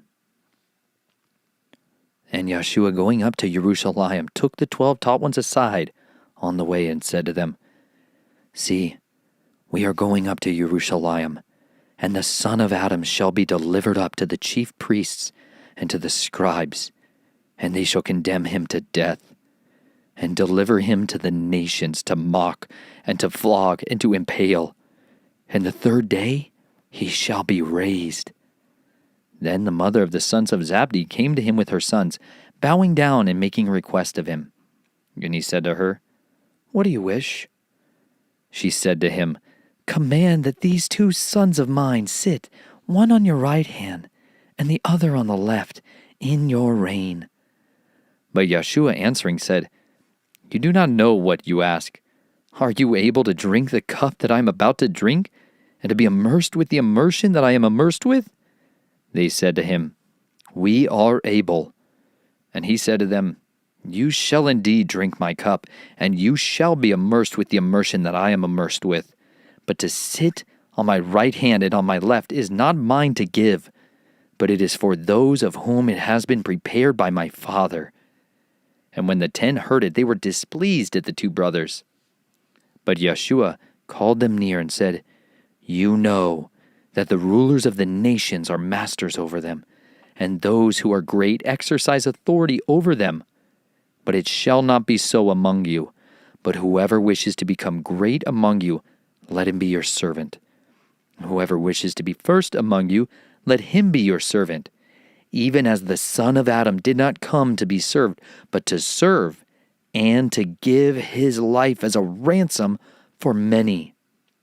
And as they were leaving Jericho, a large crowd followed him, and see 2 blind men sitting by the way, having heard that Yeshua was passing by, cried out, saying, "Have compassion on us, O Master, Son of David." And the crowd rebuked them that they should be silent. But they cried out all the more, saying, "Have compassion on us, O Master, Son of David." And Yeshua stopped and called them and said, "What do you wish me to do for you?" They said to him, "Master, that our eyes be opened." And having been moved with compassion, Yeshua touched their eyes, and immediately their eyes received sight, and they followed him. Chapter 21. And when they came near to Jerusalem, and came to Bethphage at the Mount of Olives, then Yeshua sent 2 taught ones, saying to them, "Go into the village opposite you, and straightway you shall find a donkey tied, and a colt with her. Loosen them and bring them to me. And if anyone says whatever to you, you shall say, 'The Master needs them,' and immediately he shall send them." And all this took place that it might be filled what was spoken by the prophet, saying, "Say to the daughter Zion, See, your sovereign is coming to you, meek and sitting on a donkey, even a colt, the foal of a donkey." And the taught ones went, having done as Yeshua ordered them. They brought the donkey and the colt, and laid their garments on them, and he sat on them. And most of the crowd spread their garments on the way, while others cut down branches from the trees and spread them on the way. And the crowds who went before and those who followed cried out, saying, "Hosanna to the Son of David! Blessed is he who is coming in the name of Yahuwah! Hosanna in the highest!" And as he entered into Jerusalem, all the city was stirred, saying, "Who is this?" And the crowd said, "This is Yeshua, the prophet from Nazareth of Galilee." And Yeshua went into the set-apart place of Elohim, and drove out all those buying and selling in the set-apart place, and overturned the tables of the money changers, and the seats of those who sold doves. And he said to them, "It has been written, 'My house shall be called a house of prayer,' but you have made it a den of robbers." And the blind and lame ones came to him in the set-apart place, and he healed them. But when the chief priests and scribes saw the wonders which he did, and the children crying out in the set-apart place, saying, "Hosanna to the Son of David," they were greatly displeased, and they said to him, "Do you hear what these say?" And Yeshua said to them, "Yes. Have you never read, 'Out of the mouth of babes and nurslings you have perfected praise'?" And having left them, he went out of the city to Bethaniah, and spent the night there. And returning to the city early in the morning, he became hungry. And seeing a single fig tree by the way, he came to it, and found not on it but leaves, and said to it, "Let no fruit grow on you ever again." And immediately the fig tree withered. And the taught ones, seeing it, marveled, saying, "How did the fig tree wither so soon?" And Yeshua answering said to them, Truly, I say to you, if you have belief and do not doubt, you shall not only do what has been done to this fig tree, but even if you say to this mountain, be removed and be thrown into the sea, it shall be done. And whatever you ask in prayer, believing, you shall receive. And when he had come into the set-apart place, the chief priests and the elders of the people came to him as he was teaching and said, by what authority are you doing these? And who gave you this authority? And Yeshua answering said to them, I shall ask you one question too, which if you answer me, I shall say to you by what authority I do these. The immersion of Yochanan, where did it come from?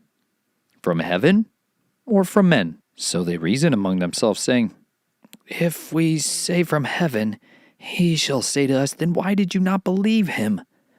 But if we say from men, we fear the crowd, for all hold Yochanan as a prophet. And they answered Yeshua and said, we do not know. And he said to them, neither do I say to you by what authority I do these. But what do you think?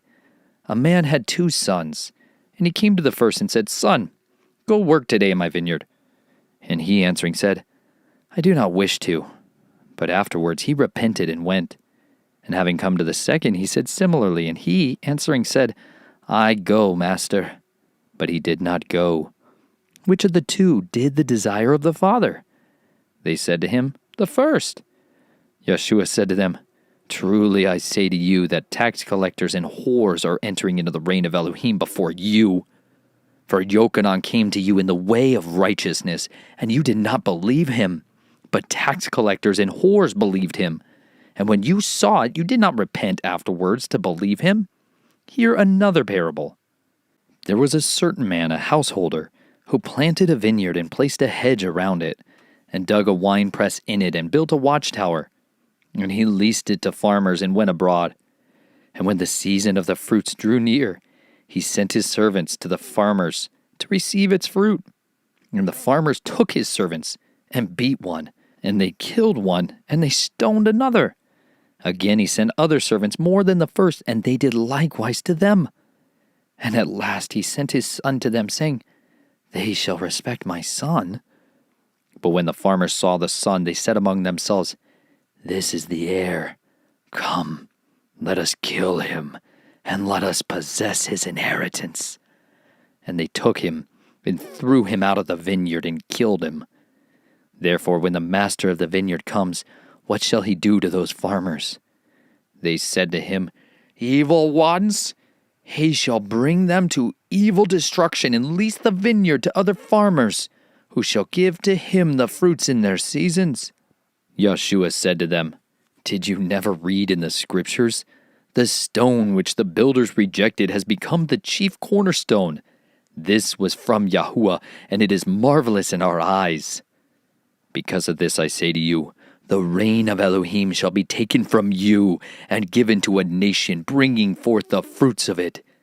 And he who falls on this stone shall be broken, but on whomever it falls he shall be pulverized. And the chief priests and the Pharisees, having heard his parables, knew that he was speaking of them. And seeking to lay hands on him, they feared the crowds, seeing they held him to be a prophet. Chapter 22. And Yeshua responded, and spoke to them again by parables, and said, the reign of the heavens is like a man, a sovereign, who made a wedding feast for his son, and sent out his servants to call those who were invited to the wedding feast, but they would not come. Again he sent out other servants, saying, say to those who are invited, see, I have prepared my dinner. My oxen and fattened cattle are slaughtered, and all is ready. Come to the wedding feast. But they disregarded it and went their own way, this one to his field and that one to his trade. And the rest, having seized his servants, insulted and killed them. But when the sovereign heard, he was wroth, and sent out his soldiers, destroyed those murderers, and set their city on fire. Then he said to his servants, the wedding feast indeed is ready, but those who were invited were not worthy. Therefore go into the street corners, and as many as you find, invite to the wedding feast. And those servants went out into the street corners and gathered all whom they found, both wicked and good. And the wedding hall was filled with guests. And when the sovereign came in to view the guests, he saw there a man who had not put on a wedding garment. And he said to him, "Friend, how did you come in here not having a wedding garment?" And he was speechless. Then the sovereign said to the servants, "Bind him hand and foot, take him away, and throw him out into the outer darkness. There shall be weeping and gnashing of teeth. For many are called, but few are chosen." Then the Pharisees went and plotted how to trap him in his words. And they sent to him their taught ones with the Herodians, saying, "Teacher, we know that you are true, and teach the way of Elohim in truth. And it does not concern you about anyone, for you are not partial to any man. Then say to us, what do you think?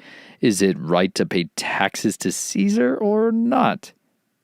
But knowing their wickedness, Yeshua said, "Why do you try me, you hypocrites? Show me the coin of the tax." And they brought him a denarius. And he said to them, "Whose likeness and inscription is this?" And they said to him, "Caesar's." And he said to them, "Then give to Caesar what is Caesar's, and to Elohim what is Elohim's." And having heard, they marveled and left him and went away.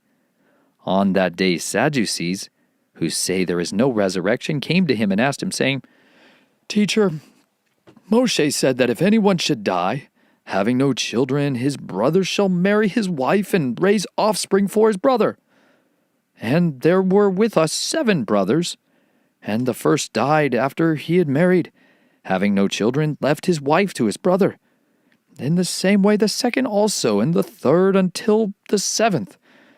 And last of all the woman died too. At the resurrection then, whose wife of the 7 shall she be? For all had her." And Yeshua answering said to them, "You go astray, not knowing the Scriptures, nor the power of Elohim. For in the resurrection they do not marry, nor are they given in marriage, but are as messengers of Elohim in heaven. And concerning the resurrection of the dead, have you not read what was spoken to you by Elohim, saying, 'I am the Elohim of Abraham, the Elohim of Yitzhak, and the Elohim of Jacob'? Elohim is not the Elohim of the dead, but of the living." And when the crowds heard, they were astonished at his teaching. But the Pharisees, having heard that he had silenced the Sadducees, were gathered together. And one of them, one learned in the Torah, did question, trying him and saying, "Teacher, which is the great command in the Torah?" And Yeshua said to him, "You shall love Yahuwah your Elohim with all your heart, and with all your being, and with all your mind. This is the first and great command. And the second is like it. You shall love your neighbor as yourself. On these 2 commands hang all the Torah and the prophets." And when the Pharisees were gathered together, Yeshua asked them, saying, "What do you think concerning the Messiah? Whose son is he?" They said to him, "The son of David." He said to them, "Then how does David in the Spirit call him Master, saying, 'Yahuwah said to my Master, sit at my right hand, until I make your enemies a footstool of your feet'? If then David calls him Master, how is he his son?" And no one was able to answer him a word. And from that day on, no one was bold enough to ask him any more questions. Chapter 23. Then Yeshua spoke to the crowds and to his taught ones, saying, "The scribes and the Pharisees sit on the seat of Moshe. Therefore, whatever they say to you to guard, guard and do. But do not do according to their works, for they say and do not do. For they bind heavy burdens, hard to bear, and lay them on men's shoulders, but with their finger they do not wish to move them. And they do all their works to be seen by men, and they make their tefillin wide and lengthen the tzitzit of their garments. And they love the best place at feasts and the best seats in the congregations, and the greetings in the marketplaces, and to be called by men, 'Rabbi, Rabbi.' But you do not be called Rabbi, For one is your teacher, the Messiah, and you are all brothers. And do not call anyone on earth your father, for one is your Father, he who is in the heavens. Neither be called leaders, for one is your leader, the Messiah. But the greatest among you shall be your servant. And whoever exalts himself shall be humbled, and whoever humbles himself shall be exalted. But woe to you, scribes and Pharisees, hypocrites! Because you shut up the reign of the heaven before men, for you do not go in, nor do you allow those who are entering to go in. Woe to you, scribes and Pharisees, hypocrites! Because you eat up widows' houses, and for a show make long prayers. Because of this you shall receive greater judgment. Woe to you, scribes and Pharisees, hypocrites! Because you go about the land and the sea to win one convert, and when he is won, you make him a son of Gehenna, twofold more than yourselves. Woe to you, blind guides, who say, whoever swears by the dwelling place, it does not matter. But whoever swears by the gold of the dwelling place is bound by oath. Fools and blind! For which is greater, the gold or the dwelling place that sets the gold apart? And whoever swears by the slaughter place, it does not matter. But whoever swears by the gift that is on it is bound by oath. Fools and blind! For which is greater, the gift or the slaughter place that sets the gift apart? He then who swears by the slaughter place swears by it, and by all that is upon it. And he who swears by the dwelling place swears by it, and by him who is dwelling in it. And he who swears by the heaven swears by the throne of Elohim, and by him who is sitting upon it. Woe to you, scribes and Pharisees, hypocrites! Because you tithe the mint and the anise and the cumin, and have neglected the weightier matters of the Torah, the right ruling, and the compassion, and the belief. These need to have been done without neglecting the others. Blind guides, straining out a gnat and swallowing a camel. Woe to you, scribes and Pharisees, hypocrites! Because you clean the outside of the cup and dish, but inside they are filled with plunder and unrighteousness. Blind Pharisee, first clean the inside of the cup and dish, so that the outside of them becomes clean too. Woe to you, scribes and Pharisees, hypocrites! Because you are like whitewashed tombs, which outwardly indeed look well, but inside are filled with dead men's bones and all uncleanness. So you too outwardly indeed appear righteous to men, but inside you are filled with hypocrisy and lawlessness. Woe to you, scribes and Pharisees, hypocrites! Because you build the tombs of the prophets and decorate the monuments of the righteous and say, if we had lived in the days of our fathers, we would not have taken part with them in the blood of the prophets. Thus you bear witness against yourselves that you are the sons of those who did murder the prophets, and you fill up the measure of your fathers. Serpents, brood of adders, how would you escape the judgment of Gehenna? Because of this, see, I send you prophets and wise men and scholars of Scripture. Some of them you shall kill and impale, and some of them you shall flog in your congregations and persecute from city to city, so that on you should come all the righteous blood shed on the earth, from the blood of righteous Abel to the blood of Zechariah, son of Berechiah, whom you murdered between the dwelling place and the slaughter place. Truly I say to you, all this shall come upon this generation. Jerusalem, Jerusalem, killing the prophets and stoning those who are sent to her. How often I wish to gather your children together, the way a hen gathers her chickens under her wings, but you would not. See, your house is left to you laid waste.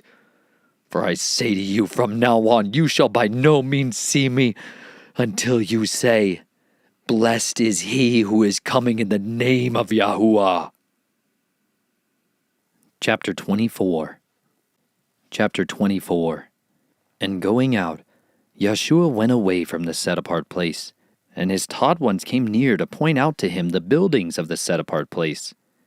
And Yeshua said to them, Do you not see all these? Truly I say to you, not one stone shall be left here upon another at all, which shall not be thrown down. And he sat on the Mount of Olives. The taught ones came to him separately, saying, Say to us, when shall this be? And what is the sign of your coming and of the end of the age? And Yeshua answering said to them, Take heed that no one leads you astray, for many shall come in my name, saying, I am the Messiah. And they shall lead many astray. And you shall begin to hear of fightings and reports of fightings. See that you are not troubled, for these have to take place, but the end is not yet. For nation shall rise against nation, and reign against reign. And there shall be scarcities of food, and deadly diseases, and earthquakes in places. And all these are the beginning of birth pains. Then they shall deliver you up to affliction, and kill you. And you shall be hated by all nations for my name's sake. And then many shall stumble, and they shall deliver up one another, and shall hate one another. And many false prophets shall rise up and lead many astray. And because of the increase in lawlessness, the love of many shall become cold. But he who shall have endured to the end shall be saved. And this good news of the reign shall be proclaimed in all the world as a witness to all the nations. And then the end shall come. So when you see the abomination that lays waste, spoken of by Daniel the prophet, set up in the set-apart place, he who reads, let him understand. Then those who are in Yehuda flee to the mountains. Let him who is on the housetop not come down to take whatever out of his house. And let him who is in the field not turn back to get his garments. And woe to those who are pregnant, and to those who are nursing children in those days. And pray that your flight does not take place in winter or on the Sabbath. For then there shall be great distress, such as has not been since the beginning of the world until this time. No, nor ever shall be. And if those days were not shortened, no flesh would be saved. But for the sake of the chosen ones, those days shall be shortened. If anyone then says to you, Look, here is the Messiah, or there, do not believe. For false messiahs and false prophets shall arise, and they shall show great signs and wonders, so as to lead astray, if possible, even the chosen ones. See, I have forewarned you. So if they say to you, Look, he's in the desert, do not go out. Or look, he's in the inner rooms, do not believe. For as the lightning comes from the east and shines to the west, so also shall the coming of the Son of Adam be. For wherever the dead body is, there the vultures shall be gathered together. And immediately after the distress of those days, the sun shall be darkened, and the moon shall not give its light, and the stars shall fall from heaven, and the powers of the heaven shall be shaken. And then the sign of the Son of Adam shall appear in the heaven, and then all the tribes of the earth shall mourn, and they shall see the Son of Adam coming on the clouds of the heaven with power and much esteem. And he shall send his messengers with a great sound of a trumpet, and they shall gather together his chosen ones from the four winds, from one end of the heavens to the other. And learn this parable from the fig tree. When its branch has already become tender and puts forth leaves, you know that the summer is near. So you also, when you see all these, know that he is near, at the doors. Truly I say to you, this generation shall by no means pass away until all this takes place. The heaven and the earth shall pass away, but my words shall by no means pass away. But concerning that day and the hour no one knows, not even the messengers of the heavens, but my Father only. And as the days of Noah, so also shall the coming of the Son of Adam be. For as they were in the days before the flood, eating and drinking, marrying and giving in marriage, until the day that Noah entered into the ark, and they did not know until the flood came and took them all away. so also shall the coming of the Son of Adam be. Then two shall be left in the field, the one is taken and the one is left. 2 women shall be grinding at the mill, one is taken and one is left. Watch therefore, for you do not know what hour your master is coming. And know this, that if the master of the house had known what hour the thief would come, he would have watched and not allowed his house to be broken into. Because of this, be ready too, for the Son of Adam is coming at an hour when you do not expect him. Who then is a trustworthy and wise servant, whom his master set over his household, to give them food in season? Blessed is that servant whom his master, having come, shall find so doing. Truly I say to you that he shall set him over all his possessions.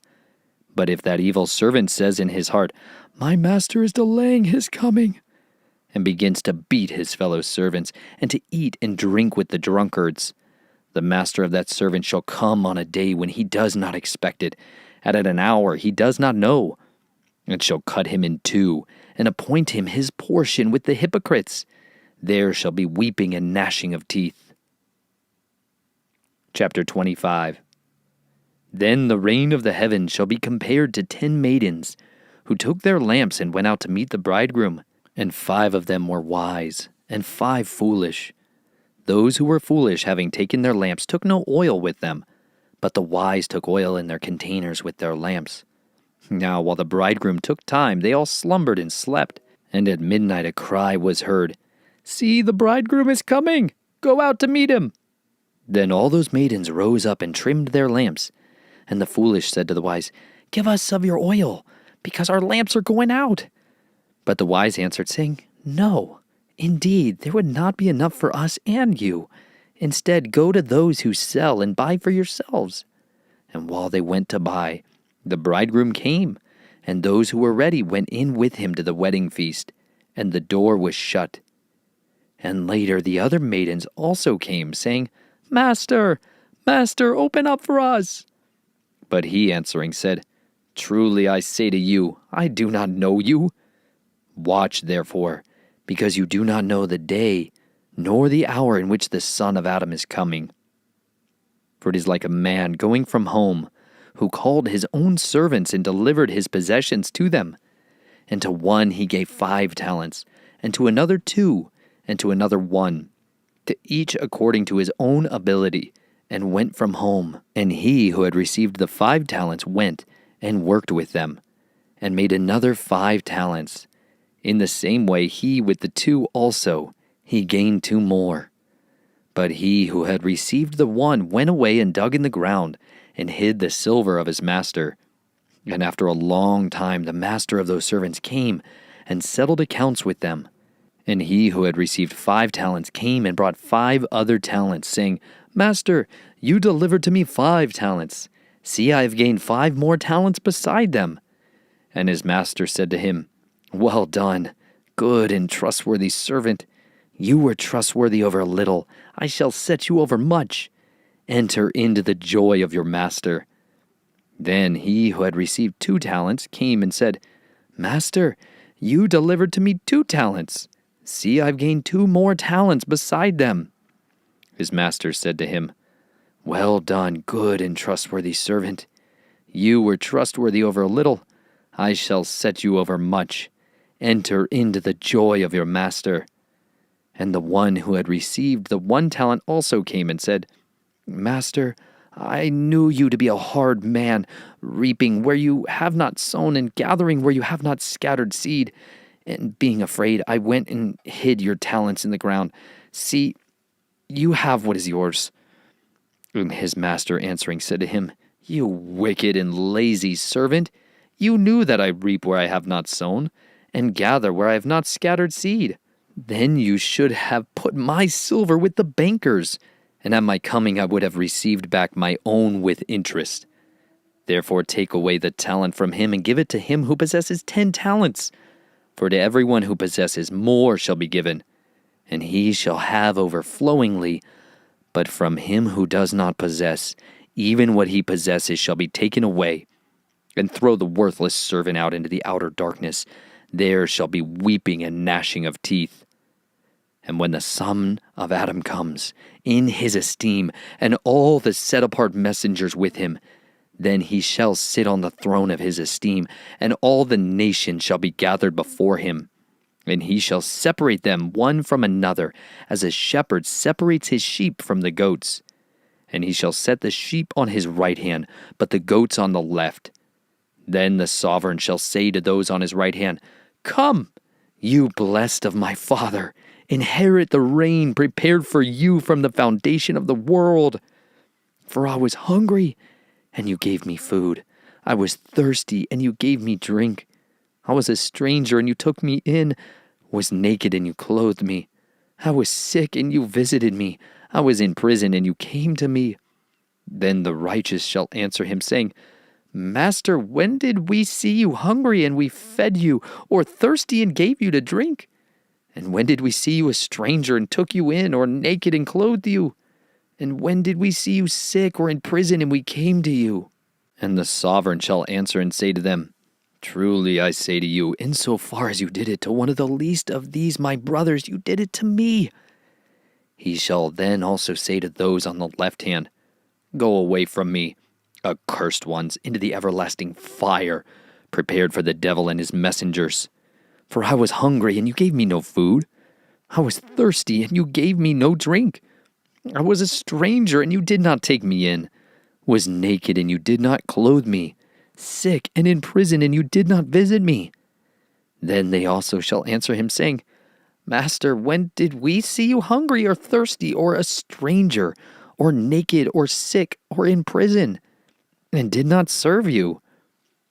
Then he shall answer them, saying, Truly I say to you, insofar as you did not do it to one of the least of these, you did not do it to me. And these shall go away into everlasting punishment, but the righteous into everlasting life. Chapter 26. And it came to be when Yeshua ended all these words, he said to his taught ones, You know that after 2 days the Pesach takes place, and the Son of Adam is to be delivered up to be impaled. Then the chief priests and the scribes and the elders of the people came together at the court of the high priest, who is called Caiaphas, and plotted to seize Yeshua by trickery and kill him. But they said, Not at the festival, lest there be an uproar among the people. But when Yeshua was in Bethaniah, at the house of Shimon the leper, a woman came to him, having an alabaster flask of costly perfume, and she poured it on his head as he sat at the table.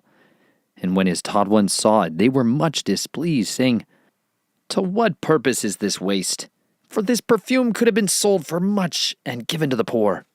However, when Yeshua noticed it, he said to them, Why do you trouble the woman? For she has done a good work toward me. For you always have the poor with you, but me you do not have always. For in pouring this perfume on my body, she did it for my burial. Truly I say to you, wherever this good news is proclaimed in all the world, what this woman has done shall be spoken of also to her remembrance. Then one of the 12, called Yehuda from Kirioth, went to the chief priests and said to them, What would you give me to deliver him to you? And they counted out to him 30 pieces of silver. And from then on he was seeking an occasion to deliver him up. And on the first day of unleavened bread, the taught ones came to Yeshua, saying to him, Where do you wish us to prepare for you to eat the Pesach? And he said, Go into the city to a certain man and say to him, The teacher says, My time is near, and I am to perform the Pesach at your house with my taught ones. And the taught ones did as Yeshua had ordered them, and prepared the Pesach. And when evening came, he sat down with the 12. And while they were eating, he said to them, Truly I say to you, one of you shall deliver me up. And they were deeply grieved, and began to say to him, each of them, Master, is it I? And he answering said, He who has dipped his hand with me in the dish, he shall deliver me up. Indeed, the Son of Adam goes as it has been written concerning him. But woe to that man by whom the Son of Adam is delivered up. It would have been good for that man if he had not been born. And Yehuda, he who delivered him up, answering said, Rabbi, is it I? He said to him, "You have said it." And as they were eating, Yeshua took bread, and having blessed, broke and gave it to the taught ones and said, "Take, eat, this is my body." And taking the cup and giving thanks, he gave it to them, saying, "Drink from it, all of you. For this is my blood, that of the renewed covenant, which is shed for many for the forgiveness of sins. But I say to you, I shall certainly not drink of this fruit of the vine from now on till that day when I drink it anew with you in the reign of my Father." And having sung a song, they went out to the Mount of Olives. Then Yeshua said to them, "All of you shall stumble in me this night. For it has been written, I shall strike the shepherd, and the sheep of the flock shall be scattered. But after I have been raised, I shall go before you into Galilee." And Kepha answering said to him, "Even if all stumble in you, I shall never stumble." And Yeshua said to him, "Truly I say to you that this night, before the cock crows, you shall deny me 3 times. Kepha said to him, "Even if I have to die with you, I shall not deny you." All the taught ones said the same too. Then Yeshua came with them to a place called Gethsemane, and said to the taught ones, "Sit here while I go over there and pray." And he took with him Kepha and the 2 sons of Zabdi.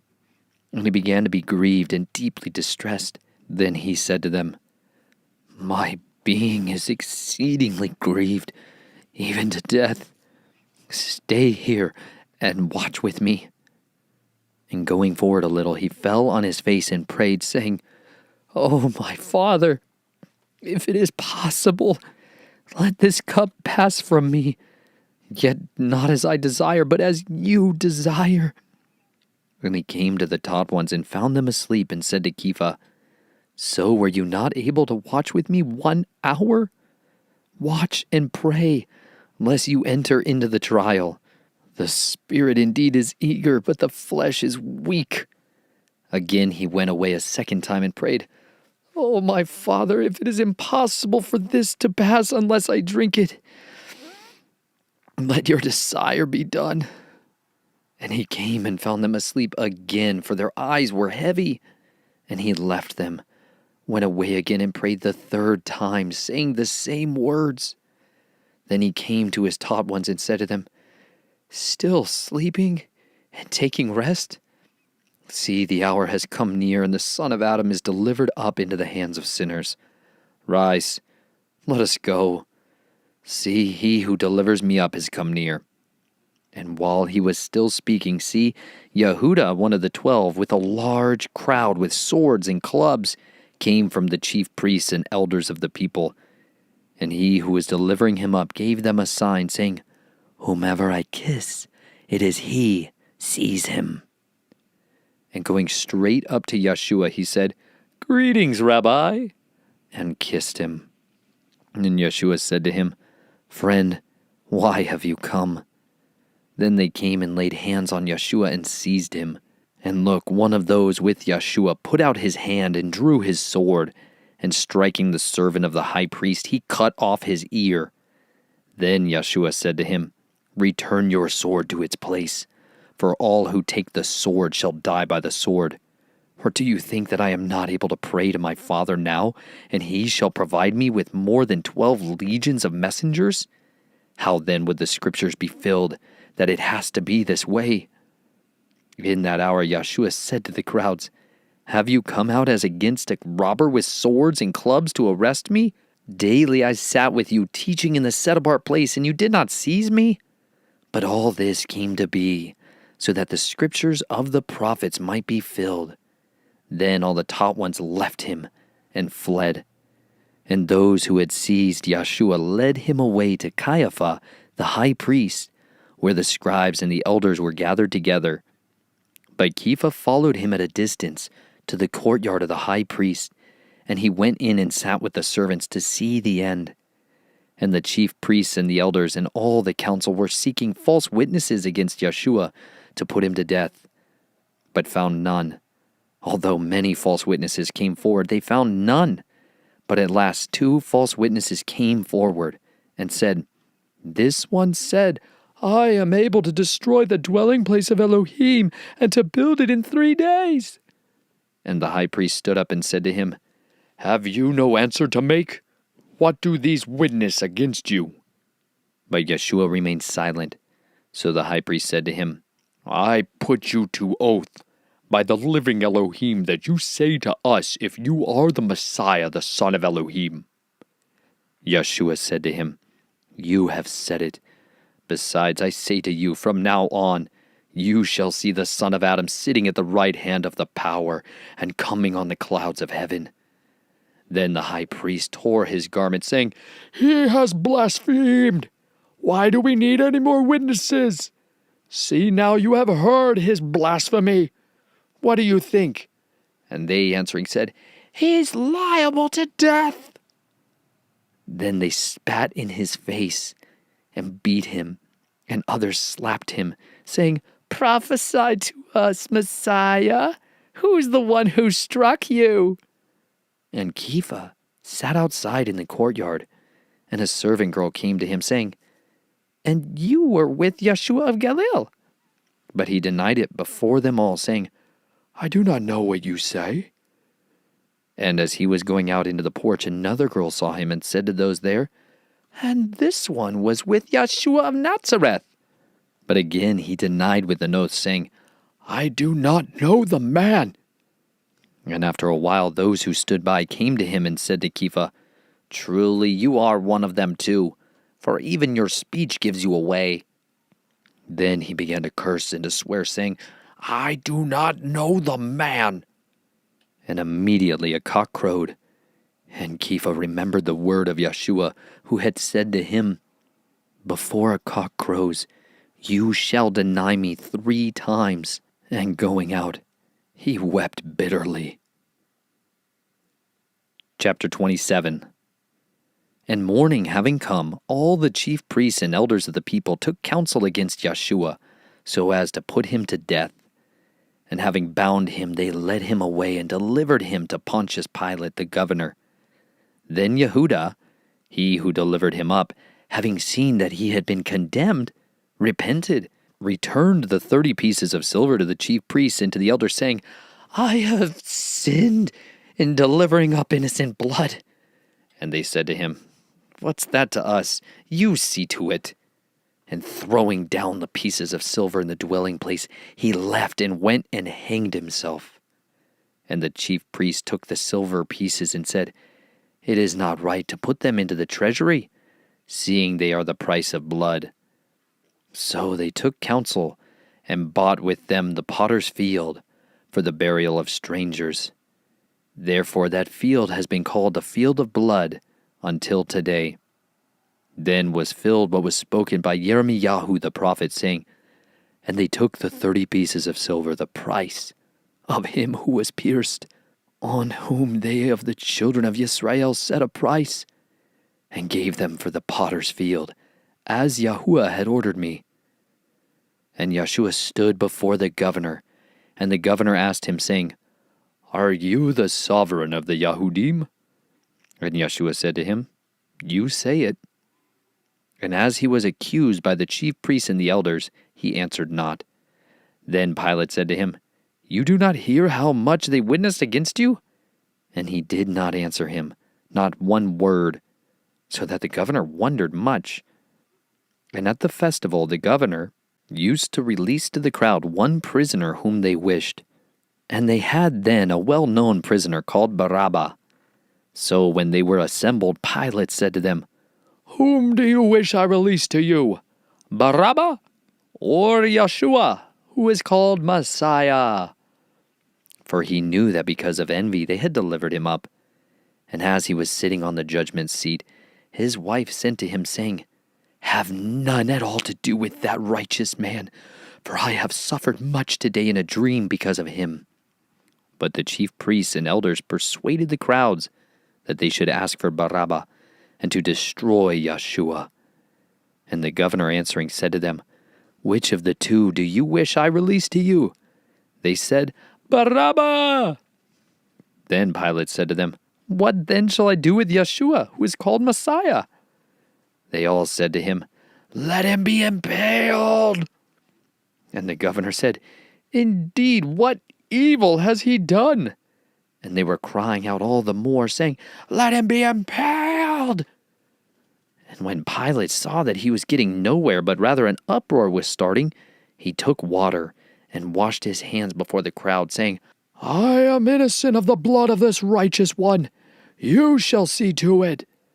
And all the people answering said, "His blood be on us and on our children."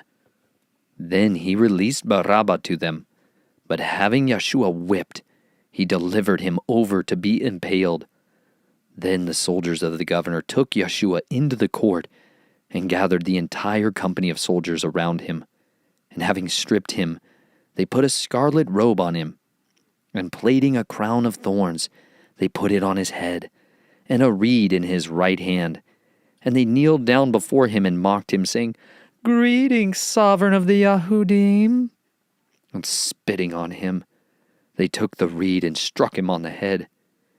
And when they'd mocked him, they took the robe off him, then put his own garments on him and led him away to be impaled. And as they were going out, they found a man of Cyrene, Shimon by name. They compelled him to bear his stake. And when they came to a place called Golgotha, that is to say, place of a skull, they gave him wine mixed with bile to drink, and after tasting he would not drink it. And having impaled him, they divided his garments, casting lots that it might be filled what was spoken by the prophet. They divided my garments among them, and for my clothing they cast lots. And sitting down they guarded him there, and they put up over his head the written charge against him, "This is Yeshua, the sovereign of the Yahudim." Then 2 robbers were impaled with him, one on the right hand and another on the left. And those passing by were blaspheming him, shaking their heads and saying, "You who destroy the dwelling place and build it in 3 days, save yourself. If you are the Son of Elohim, come down from the stake." And likewise the chief priests with the scribes and elders mocking said, "He saved others. He's unable to save himself. If he is the sovereign of Israel, let him now come down from the stake, and we shall believe him. He trusted in Elohim. Let him rescue him now if he desires him. For he said, 'I am the Son of Elohim.'" And also the robbers who were impaled with him reviled him, saying the same. And from the 6th hour there was darkness over all the land until the 9th hour. And about the 9th hour Yeshua cried out with a loud voice, saying, "Eli, Eli, lema sabachthani." That is, "My El, why have you forsaken me?" Some of those standing there, having heard, said, "This one calls Eliyahu." And immediately one of them ran and took a sponge and filled it with sour wine, and put it on a reed and gave it to him to drink. But the rest said, "Leave it. Let us see if Eliyahu comes to save him." And Yeshua cried out again with a loud voice, and gave up his spirit. And see, the veil of the dwelling place was torn in two from top to bottom, and the earth was shaken, and the rocks were split, and the tombs were opened, and many bodies of the set-apart ones who had fallen asleep were raised. And coming out of the tombs after his resurrection, they went into the set-apart city and appeared to many. And when the captain and those with him who were guarding Yeshua saw the earthquake and all that took place, they feared exceedingly, saying, "Truly this was the Son of Elohim." And many women who followed Yeshua from Galilee, attending him, were there watching from a distance, among whom were Miriam from Magdala, and Miriam the mother of Jacob and Joseph, and the mother of Zabdi's sons. And when evening came, there came a rich man from Ramathaim named Joseph, who himself had also become a top one of Yeshua. He went to Pilate and asked for the body of Yeshua. Then Pilate commanded the body to be given. And having taken the body, Joseph wrapped it in clean linen, and laid it in his new tomb which he had hewn out of the rock. And he rolled a large stone against the door of the tomb and went away. And Miriam from Magdala was there, and the other Miriam sitting opposite the tomb. On the next day, which was after the preparation, the chief priests and Pharisees gathered together to Pilate, saying, "Master, we remember while he was still alive how that deceiver said, 'After 3 days I am raised.' Command then that the tomb be safeguarded until the 3rd day, lest his taught ones come by night and steal him away, and should say to the people, 'He was raised from the dead,' and the last deception shall be worse than the first." So Pilate said to them, "You have a watch. Go, safeguard it as you know how." And they went and safeguarded the tomb, sealing the stone and setting the watch. Chapter 28. But late in the Sabbath, as it was dawning into day 1 of the week, Miriam from Magdala and the other Miriam came to see the tomb. And see, there was a great earthquake, for a messenger of Yahuwah came down out of heaven, and came and rolled back the stone from the door, and sat on it. And his appearance was like lightning, and his garments as white as snow. And the guards trembled for fear of him, and became like dead men.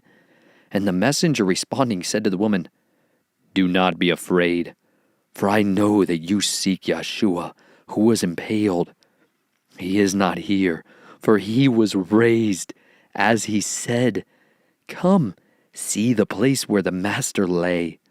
And go quickly, say to his taught ones that he was raised from the dead, and see, he is going before you to Galilee. There you shall see him. See, I have told you." And they left the tomb quickly with fear and great joy, and ran to report to his taught ones. And as they were going to report to his taught ones, see, Yeshua met them, saying, "Greetings." And they came and held him by the feet, and did bow to him. Then Yeshua said to them, "Do not be afraid. Go, report to my brothers to go to Galilee, and they shall see me there." And while they were going, see, some of the watch, having gone into the city, reported to the chief priests all that took place. And when they had come together with the elders and taken counsel, they gave enough silver to the soldiers, saying, "Say that his taught ones came at night, and stole him away while we slept. And if this should be reported to the governor, we shall win him over and keep you out of trouble." And having taken the silver, they did as they were instructed. And this account was widely spread among the Yahudim to this day. And the 11 taught ones went away into Galilee, to the mountain which Yeshua had appointed for them. And when they saw him, they bowed to him, but some doubted. And Yeshua came up and spoke to them, saying, "All authority has been given to me in heaven and on earth. Therefore go and make taught ones of all the nations, immersing them in the name of the Father, and of the Son, and of the set-apart Spirit, teaching them to guard all that I have commanded you. And see, I am with you always, until the end of the age. Amen." The Book of Mark, Marcos, Chapter 1. The beginning of the good news of Yeshua Messiah, the Son of Elohim, as it has been written in the prophets, "See, I send my messenger before your face, who shall prepare your way before you. A voice of one crying in the wilderness, prepare the way of Yahuwah, make his path straight." Yochanan came immersing in the wilderness, and proclaiming an immersion of repentance for the forgiveness of sins. And all the country of Yehuda, and those of Jerusalem, went out to him, and were all immersed by him in the Yarden River, confessing their sins. And Yochanan was clothed with camel's hair and a leather girdle around his waist, and eating locusts and wild honey.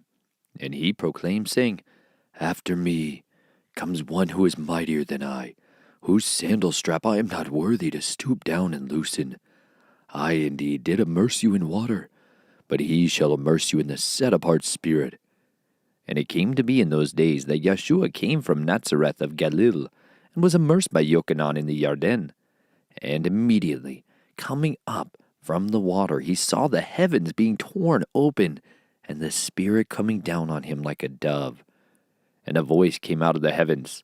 "You are my son, the beloved in whom I did delight." And immediately the Spirit drove him into the wilderness. And he was there in the wilderness 40 days, tried by Satan, and was with the wild beasts. And the messengers attended him. And after Yochanan was delivered up, Yeshua came to Galil, proclaiming the good news of the reign of Elohim, and saying, "The time has been filled, and the reign of Elohim has come near. Repent, and believe in the good news." And walking by the Sea of Galil, he saw Shimon and Andri his brother casting a net into the sea, for they were fishers. And Yeshua said to them, "Come, follow me, and I shall make you become fishers of men." And immediately they left their nets and followed him. And having gone on a little from there, he saw Yaakov, the son of Zabdi, and Yochanan, his brother, and they were in the boat mending their nets. And immediately he called them, and leaving their father Zabdi in the boat with the hired servants, they went after him. And they went into Capernaum, and immediately, on the Sabbath, he went into the congregation and taught. And they were astonished at his teaching, for he was teaching them as possessing authority, and not as the scribes. And there was a man in the congregation with an unclean spirit, and he cried out, saying, "Ha! What have we to do with you, Yeshua of Nazareth? Did you come to destroy us? I know who you are, the set-apart one of Elohim." And Yeshua rebuked him, saying, "Be silenced, and come out of him." And throwing him into convulsions, the unclean spirit called out with a loud voice and came out of him. And they were all so amazed as to reason among themselves, saying, "What is this? A fresh teaching? With authority he commands even the unclean spirits, and they obey him." And news about him immediately spread into all the country around Galil. And coming out of the congregation, they went straight to the house of Shimon and Andri with Yaakov and Yochanan. And the mother-in-law of Shimon lay sick with inflammation, and immediately they spoke to him about her. And having come, he took her by the hand and lifted her up. And immediately the inflammation left her, and she served them. And when evening came, when the sun had set, they brought to him all who were sick, and those who were demon-possessed. And the entire city had gathered at the door. And he healed many who were sick with various diseases, and cast out many demons, and was not allowing the demons to speak, because they knew him. And having risen very early in the morning, while still dark, he went out and went away to a lonely place, and there he prayed. And Shimon and those who were with him searched for him. And when they found him, they said to him, "All are seeking you." And he said to them, "Let us go into the neighboring towns, so that I proclaim there also, because for this I have come forth." And he was proclaiming in their congregations in all Galil, and casting out demons. And a leper came to him, calling upon him, kneeling down to him, and saying to him, "If you desire, you are able to make me clean." And Yeshua, moved with compassion, stretched out his hand and touched him and said to him, "I desire, be cleansed." And immediately the leprosy left him, and he was cleansed.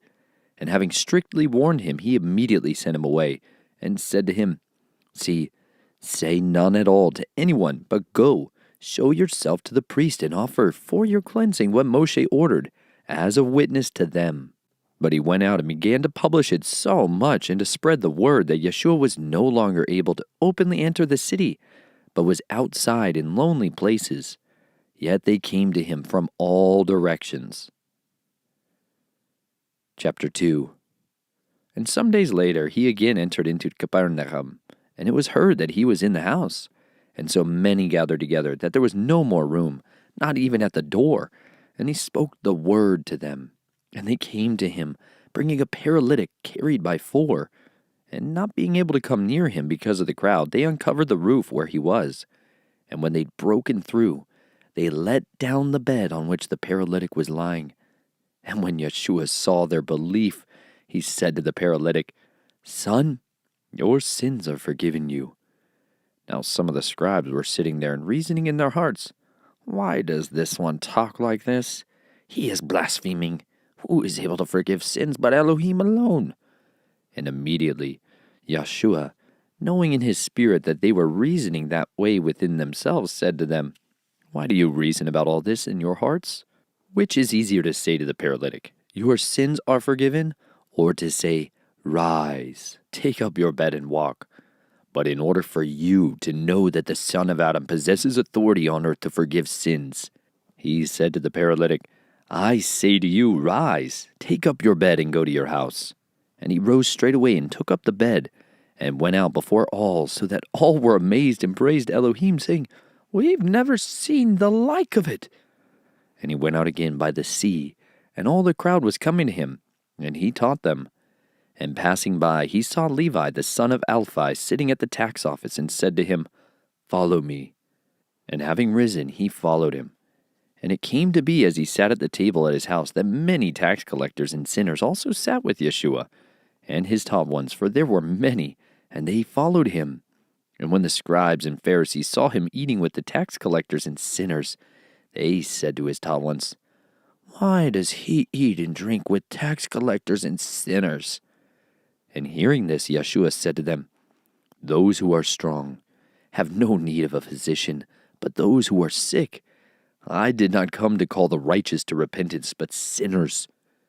And the taught ones of Yochanan and of the Pharisees were fasting, and they came and said to him, "Why do the taught ones of Yochanan and of the Pharisees fast, but your taught ones do not fast?" And Yeshua said to them, "Are the friends of the bridegroom able to fast while the bride is with them? As long as they have the bridegroom with them, they are not able to fast.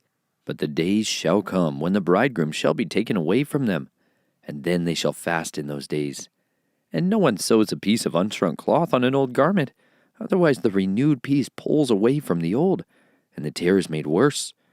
And no one puts new wine into old wineskins, otherwise the new wine bursts the wineskins, and the wine runs out, and the wineskins are ruined. But new wine is to be put into fresh wineskins." And it came to be that he went through the grain fields on the Sabbath. And as he went, his taught ones began to pluck heads of grain. And the Pharisees said to him, "Look, why do they do what is not right on the Sabbath?" And he said to them, "Have you never read what David did when he had need and was hungry, he and those with him?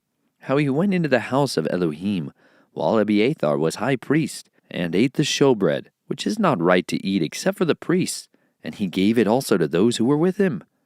And he said to them, "The Sabbath was made for man, and not man for the Sabbath. So the Son of Adam is also master of the Sabbath." Chapter 3. And he went into the congregation again, and a man who had a withered hand was there, and they were watching him, whether he would heal him on the Sabbath, so as to accuse him. And he said to the man who had the withered hand, "Get up to the middle." And he said to them, "Is it right to do good on the Sabbath, or to do evil, to save life or to kill?" But they remained silent. And having looked around on them with displeasure, being grieved at the hardness of their hearts, he said to the man, "Stretch out your hand." And he stretched it out, and his hand was restored as healthy as the other. And the Pharisees went out and immediately plotted with the Herodians against him, how to destroy him. But Yeshua withdrew his taught ones to the sea, and a great crowd from Galilee followed him, and from Yehuda, even from Jerusalem, and from Edom, and beyond the Jordan, and those around Zor and Zidon. A large crowd came to him when they heard how much he was doing. And he spoke to his taught ones that a small boat should be kept ready for him because of the crowd, lest they should press upon him. For he healed many, so that as many had afflictions fell upon him to touch him. And the unclean spirits, whenever they saw him, fell down before him and cried out, saying, "You are the Son of Elohim." But he warned them many times that they should not make him known. And he went up on the mountain and called to him whom he wished, and they came to him.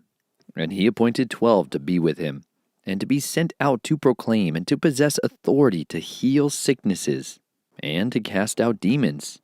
And he appointed the 12, Shimon, to whom he added the name Kepha, and Yaakov the son of Zabdi, and Yochanan the brother of Jacob, to whom he added the name B'nai Reges, that is, sons of thunder, and Andre and Philip and Bartholomew, and Matthiyahu, and Toma, and Jacob, son of Alphi, and Tadai, and Shimon the Canaanite, and Yehuda from Kirioth, who did also deliver him up. And they went into a house. And again the crowd came together, so that they were unable even to eat bread. And when his relatives heard about this, they went out to seize him, for they said, "He's out of his mind." And the scribes who came down from Jerusalem said, "He has Beelzebul, and he casts out demons by the ruler of the demons." And calling them near, he said to them in parables, "How is Satan able to cast out Satan? And if a reign is divided against itself, that reign is unable to stand. And if a house is divided against itself, that house is unable to stand. And if Satan has risen up against himself and is divided, he is unable to stand, but has an end. No one is able to enter a strong man's house and plunder his goods, unless he first binds the strong man, and then he shall plunder his house. Truly I say to you, all this sin shall be forgiven the sons of men, and whatever blasphemies they speak. But he who blasphemes against the set-apart Spirit has no forgiveness forever, but is subject to everlasting judgment, because they said, 'He has an unclean spirit.' And his brothers and his mothers came, and standing outside they sent to him, calling him. And a crowd was sitting around him, and they said to him, 'See, your mother and your brothers are outside seeking you.' But he answered them, saying, 'Who is my mother or my brothers?' And looking about on those sitting around him, he said, 'See, my mother and my brothers. For whoever does the desire of Elohim is my brother, and my sister and mother.'" Chapter 4. And he began to teach again by the sea, and a large crowd was gathered to him, so that he entered into a boat to sit in the sea. And all the crowd was on the land facing the sea. And he taught them much in parables, and said to them in his teaching, "Listen, see, a sower went out to sow. And it came to be as he sowed, some fell by the wayside, and the birds of the heaven came and devoured it. And other fell on rocky places where it had not much soil. And immediately it sprang up, because it had no depth of soil. But when the sun was up, it was scorched, and because it had no root, it withered away. And other fell among thorns, and the thorns grew up and choked it, and it yielded no crop. And other fell on good soil, and yielded a crop that came up, grew, and yielded a crop, some 30-fold, and some 60, and some 100. And he said to them, "He who has ears to hear, let him hear." And when he was alone, those about him with the 12 asked him about the parable. And he said to them, "To you it has been given to know the secret of the reign of Elohim. But to those who are outside, all are done in parables, so that seeing they see, but do not perceive, and hearing they hear, but do not understand, lest they should turn and their sins be forgiven them." And he said to them, "Do you not understand this parable? How then shall you understand all the parables? The sower sows the word. These then are the ones by the wayside where the word is sown. And when they hear, Satan comes immediately and takes away the word that was sown in their hearts. And likewise, these are the ones sown on rocky places, who, when they hear the word, immediately receive it with joy. And they have no root in themselves, but are short-lived. Then when pressure or persecution arises because of the word, immediately they stumble. And others are those sown among thorns. These are they who hear the word, and the worries of this age, and the deceit of riches, and the desires for other matters, entering in, choke the word, and it becomes fruitless. And those sown on good soil are those who hear the word, and accept it, and bear fruit, some 30-fold, and some 60, and some 100. And he said to them, "Would a lamp be brought to be put under a basket or under a bed? Is it not to be put on a lampstand? For whatever is hidden shall be revealed, and whatever has been kept secret shall come to light. If anyone has ears to hear, let him hear." And he said to them, "Take heed what you hear. With the same measure you use, it shall be measured to you, and more shall be added to you who hear. For whoever possesses, to him more shall be given. But whoever does not possess, even what he possesses shall be taken away from him." And he said, "The reign of Elohim is as when a man scatters seed on the ground, then sleeps by night and rises by day, while the seed sprouts and grows. He himself does not know how.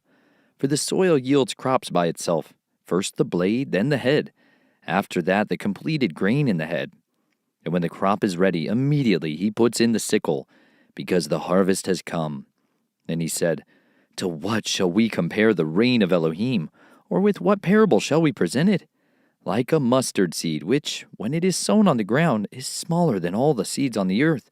And when it is sown, it grows up and becomes greater than all plants and forms large branches, so that the birds of the heaven are able to nest under its shade. And with many such parables he was speaking to them the word as they were able to hear. And he was not speaking to them without parables.